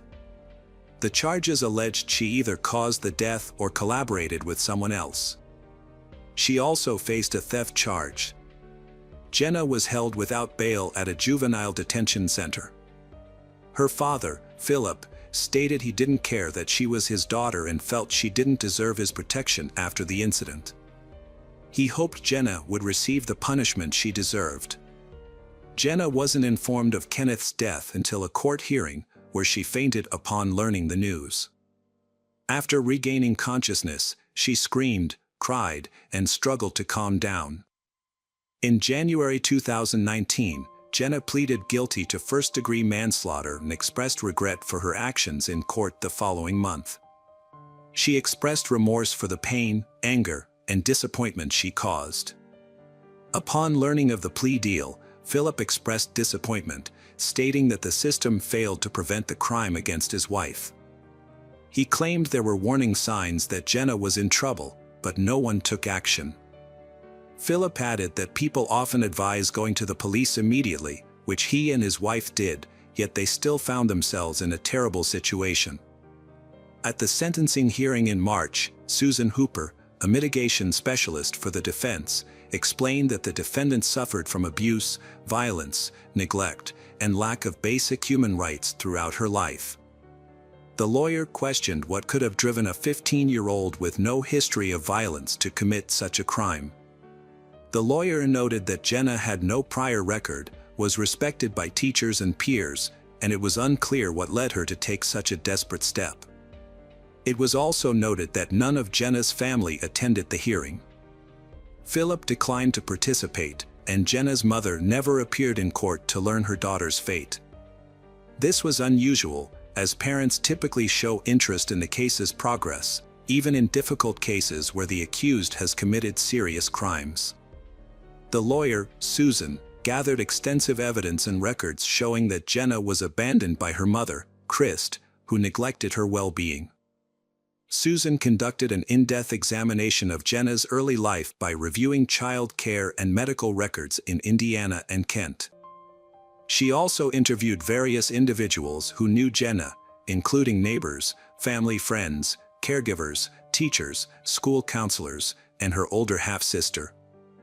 The sister's testimony was particularly relevant, as she had lived with Jenna for several years. According to the sister, they never had a stable or safe home environment. After Christ's divorce from Philip, she started working at a local Indiana prison, where she became romantically involved with an inmate. She eventually posted bail for him, and he moved into their home. This marked the beginning of a nightmare for Jenna, who was only 3 years old at the time. The man consistently robbed them and brought other women into the house, all while Jenna and her brother were present. A neighbor contacted Child Services after discovering that Jenna's family home was infested with rats and that the young children were being left alone all day. When a social worker visited the home, she encountered a hostile mother who refused to let her inside. Upon eventually gaining entry, the social worker was met with a horrific scene. The house was filled with rotting food, piles of trash, rat droppings, and human waste. The kitchen was overrun with unwashed dishes, covered in mold and infested with rodents and insects, including a large number of cockroaches and fleas. The children were living in deplorable conditions, with no regard for their safety. They had unrestricted access to medications and other hazardous substances, further endangering their well-being. Despite efforts to improve their situation, relocating Jenna and her younger brother to live with their father in Kentucky did not alleviate their problems. Susan stated that Philip and Rhonda neglected them, forcing Jenna to sleep in an unclean basement. However, the lawyer countered that Jenna had simply moved from one unstable home to another. Prosecutor Richie Borms presented evidence during the hearing, demonstrating that Philip made every effort to provide for the children's needs and create a good home. Despite the defense attorney's claims, Borms argued that if abuse or neglect had occurred, child care services would have been notified by Jenna's neighbors, friends, or teachers. Furthermore, the prosecutor inquired if the defense attorney was aware of Jenna's relationship with Kenneth and the fact that her parents disapproved of they.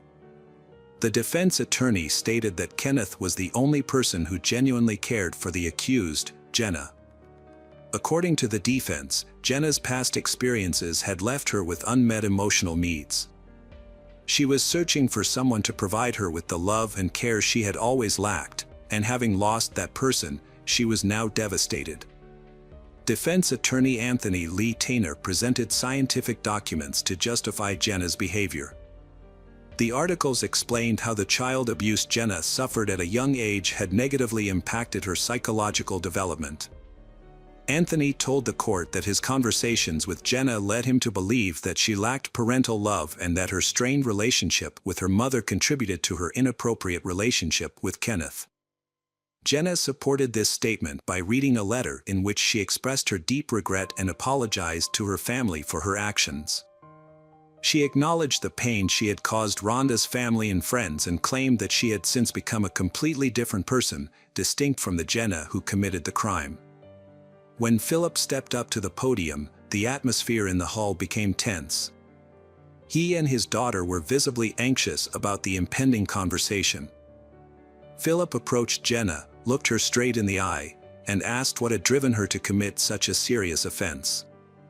He reminded her that as her father, he had always treated her with respect, and that Rhonda had never spoken ill of her or caused her harm. Philip explained that when they took Jenna in, it was to give her a better life, and that Rhonda had cared for her like her own daughter. However, Philip acknowledged that Jenna had been a challenging teenager, and that he and Rhonda had discussed sending her to a specialized institution to help her get back on track. Philip also shared his concerns about Jenna's relationship with Kenneth, describing him as a predator who had taken advantage of his underage daughter. Philip revealed that when he discovered Jenna and Kenneth were still in contact despite being forbidden from doing so, he reported Kenneth to the police and warned him to stay away from Jenna, threatening legal action if necessary. Philip turned to his daughter, visibly shaken. He condemned her crime as unforgivable, citing Rhonda's exceptional character as a wonderful woman and mother, unmatched by anyone. He emphasized how Jenna's actions had devastated not only Rhonda but also others. Philip then questioned why Jenna planned to harm him and her brother, arguing that she was not a victim, but rather someone influenced by circumstance. Despite this, he concluded by reaffirming his love for her, saying that regardless of her actions, she would always be his daughter. Jenna, overwhelmed, burst into tears, shouting at her father that she never felt part of the family and had never experienced his love. Following this outburst, the judge called for a recess to deliberate the verdict. On March 27, 2019, the verdict was announced. Jenna Oakley was sentenced to 15 years in prison, with 10 years for first-degree murder and 5 years for car theft. She would be eligible for parole in 2034. This case served as a reminder that justice, though sometimes delayed, ultimately prevails, and those who commit heinous crimes will face their due punishment. Hello friends, welcome to our channel. Today we're going to take a look at another horrible case with you. The case of Grace Holland. Grace Holland was born on September 23, 1984, in the small town of Creve Coeur, Missouri. She grew up in a close-knit family with her parents and 2 sisters, including her twin, Laura. Together, they explored the world, played, studied, and dreamed of the future. Grace's education at a Catholic school instilled in her a sense of discipline, and her degree in criminal justice further fueled her interest in law and order. From a young age, Grace was a purposeful and responsible individual. She was drawn to the idea of helping others and upholding the law. After graduating from university, Grace got married and had 4 children, who became the center of her life. She devoted herself to caring for them, teaching them new things, and sharing her love for the world. As a proud mother, Grace often shared photos of her children with those around her and cherished every moment spent with them. However, in 2015, Grace's life took a dramatic turn. She met Robert Deas, the head of the Maryland County Fire Department. His courageous profession and heroic image immediately caught her attention. Robert and Grace were swept up in a whirlwind of emotions. He was captivated by her beauty, intelligence, and kindness, while she admired his strength, determination, and passion for helping others. However, a dark secret lurked behind Robert's impeccable reputation. His brother, David, a former St. Louis police officer, had been charged with a serious crime in 1998. Nearly 2 decades later, David passed away, leaving behind unanswered questions and secrets. David's influence had a profound impact on Robert's life and career. As a respected police officer, David had opened doors for Robert in law enforcement, helping him advance in his career. Robert also served in the fire department and held the position of deputy president at the family company, Liberty Arts Works. The company specialized in creating memorials for fallen military personnel, firefighters, and police officers. Through his work and involvement with the Backstopper organization, which supported first responders, Robert forged strong connections in his professional network. Robert had a child from his first marriage, but the relationship ultimately ended in divorce. He then married Grace, a detective from the Maryland Police, in an effort to find happiness again. This union strengthened his ties to law enforcement, and he and Grace built a life together, buying a new home and starting fresh. However, their seemingly perfect relationship soon began to unravel, revealing underlying issues. Robert's past continued to haunt him. His brother had been accused of a crime, tarnishing Robert's reputation and casting doubt on his integrity. Furthermore, cracks began to appear in his relationship with Grace. Despite their outward success, their relationship was marked by turmoil, with periods of calm punctuated by intense arguments. According to Laura, Grace's twin sister, Robert exerted significant control over Grace's life, dictating her spending habits, social interactions, and even her relationships. Laura revealed that Grace's best friend ended their relationship after a dinner with Robert, but the reason for the breakup was unclear.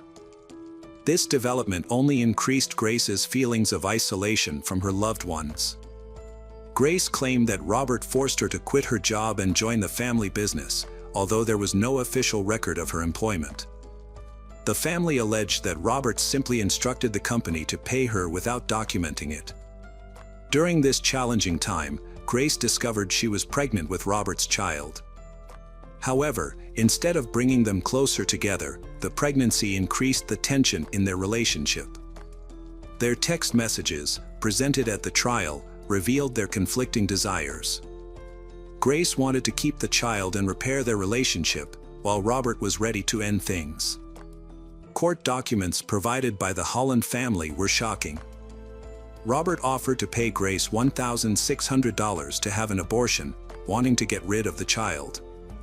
However, an unexpected event occurred in the summer of 2020 in Missouri, the tragic death of 35-year-old Grace Holland. The suspicious circumstances surrounding Grace's death have left her family and the people of St. Louis determined to investigate further. As the government remained silent, distrust of the official story grew. Grace's mother faces accusations, which only strengthens the family's resolve to uncover the truth. The investigation started slowly at first, but after a lawsuit was filed and evidence was found, the case gained momentum, crossing state lines and captivating the entire country. Public opinion demands a fair verdict. On October 29, 2021, Laura Holland, Grace's sister, posted a heartbreaking letter on the police department's Facebook page. In it, she revealed that Grace had been living in fear of her husband Robert's aggressive behavior and had sought help from the Maryland Fire Department on June 24, 2020. Grace had secretly recorded one of their arguments, which later became evidence of their abusive relationship. On the recording, Robert can be heard insulting Grace, saying he didn't want to be with her. Robert was furious with Grace, accusing her of being lazy while he worked hard. In an attempt to calm him down, Grace confessed her love for him, but this only made Robert angrier. He eventually left her, leaving Grace alone with feelings of bitter loneliness and deep emotional pain. However, the situation seemed to have taken a turn for the better by July 21. At around 10 p.m., Robert and Grace took a photo together, lying on their bed in their new home. Both of them were smiling, and it seemed like they were trying to put their argument behind them. But this moment of peace was short-lived. 2 days later, on July 23, 2020, at 11:53 p.m., Robert called the emergency services, sobbing uncontrollably as he reported that his fiancée had shot herself. Paramedics rushed into the house to find Grace lifeless on the floor. The cause of her death was determined to be a gunshot wound to the head, resulting in instant death. However, the results of the autopsy, released on September 17, 2020, revealed a surprising level of detail. According to the report, the bullet that killed Grace was fired from a gun she was holding in her right hand. The bullet pierced her left temple, deviated from the center line to the right, and lodged in the occipital lobe of her skull. The unusual trajectory of the bullet raised questions among experts about the official story. The Holland family stated that the detective spoke briefly with Robert at the crime scene. Robert reportedly told the police that Grace was struggling with depression following a recent miscarriage, their second. He claimed that he was in the living room when Grace emerged from the bedroom to hug him, but soon returned to the bedroom. He said he heard a shot and found Grace in the bedroom with a gun and blood under her head. The detective submitted a report to the medical examiner at 7:25 a.m. However, the Holland family disputed this, claiming that Robert visited the police station with his lawyer on the same day. Robert gave a written statement that contradicted the report. In his new version of events, Robert stated that he and Grace were in the bedroom together before she left for work. According to Robert, Grace returned to hug him, brought her face close to his, said goodbye, and then a shot occurred. A published press release on January 31, 2024, raised questions about a missing recording of an interview between Robert and a detective from the police department during the investigation. Jeffrey Hartman, the police chief, confirmed the existence of the video interview to a TV channel in 2021. Hartman reported that an error in the department's recording system led to the deletion of the record, leaving many questions unanswered. The police investigated Grace's death on August 4, 2020, and suggested she had been depressed, implying her death was expected. Analyzing Robert's phone data, detectives concluded it was a suicide based on forensic results. However, the Holland family doubted the police's findings and hired a private detective, believing Robert was responsible for her death. Laura, Grace's sister, shared her concerns about the investigation online, detailing the evidence and facts that suggested the police had gotten it wrong. The Holland family expressed their disappointment and frustration with the police, who had never considered Robert a suspect despite the numerous clues pointing to his involvement. The family also criticized the investigators for not conducting thorough tests, such as checking Robert's and Grace's hands for gunpowder residue and examining Robert's clothes for evidence. Furthermore, the police department had lost several crucial videos that could have shed light on Robert's role in the incident. The Holland family expressed concerns about potential police bias against Robert, citing his unusual behavior after Grace's death. Robert showed no concern for Grace's well-being. The family also pointed out that Robert knew some people involved in the investigation, which they believed may have influenced the case. The family claimed that obvious signs of domestic violence were ignored. After their requests for a more thorough investigation were met with no response, the Hollands took their case to court in 2023. They filed a lawsuit against Robert, accusing him of physical abuse and suggesting that he was either directly responsible for Grace's death. Robert's lawyer maintained his client's innocence, acknowledging some facts but denying any involvement in Grace's death. He suggested that the family's emotional distress may have led them to misinterpret events and wrongly accuse Robert. In December 2023, Hartman of the police department requested that the St. Louis County Police Department review the case of Grace. The county police department agreed to review the case and began examining the details in January 2024. During this time, police officers visited the home of Robert to provide medical assistance to his new girlfriend, Dr. Sarah Sweeney. The incident is being treated as a sudden death, but the exact cause is still under investigation. Detectives are waiting for the results of a toxicology report, which may take 4 to 6 weeks to complete. Dr. Sweeney had previously spoken about her struggles with serious illnesses, including bone disease and allergies, for which she was hospitalized in 2021. Her condition could have led to severe allergic reactions, including life-threatening anaphylactic shock, if left untreated. However, her family reported that she always carried an adrenaline shot to manage her allergies and kept her condition under control. They are choosing to wait for the official autopsy results before drawing any conclusions. Robert remains a suspect in the eyes of the law, despite not being charged in connection with the deaths of Holland and Sweeney. The outcome of the Sweeney autopsy may significantly impact the investigation into Grace Holland's death. Following a thorough re-examination, the St. Louis County Police have ruled out the possibility that Grace took her own life. The investigation's findings were submitted to the prosecutor's office in early December, and the case is currently being treated as a death by negligence. The case remains open, and the prosecutor's office may take further action once all the facts are known. Police Chief Jeffrey Hartman has reaffirmed the department's initial conclusion, despite growing doubts and public scrutiny. Meanwhile, the families of Holland and Sweeney continue to push for the release of autopsy and toxicology results, seeking clarity on whether Grace Holland's death was a tragic accident or if there are underlying circumstances that have yet to be uncovered.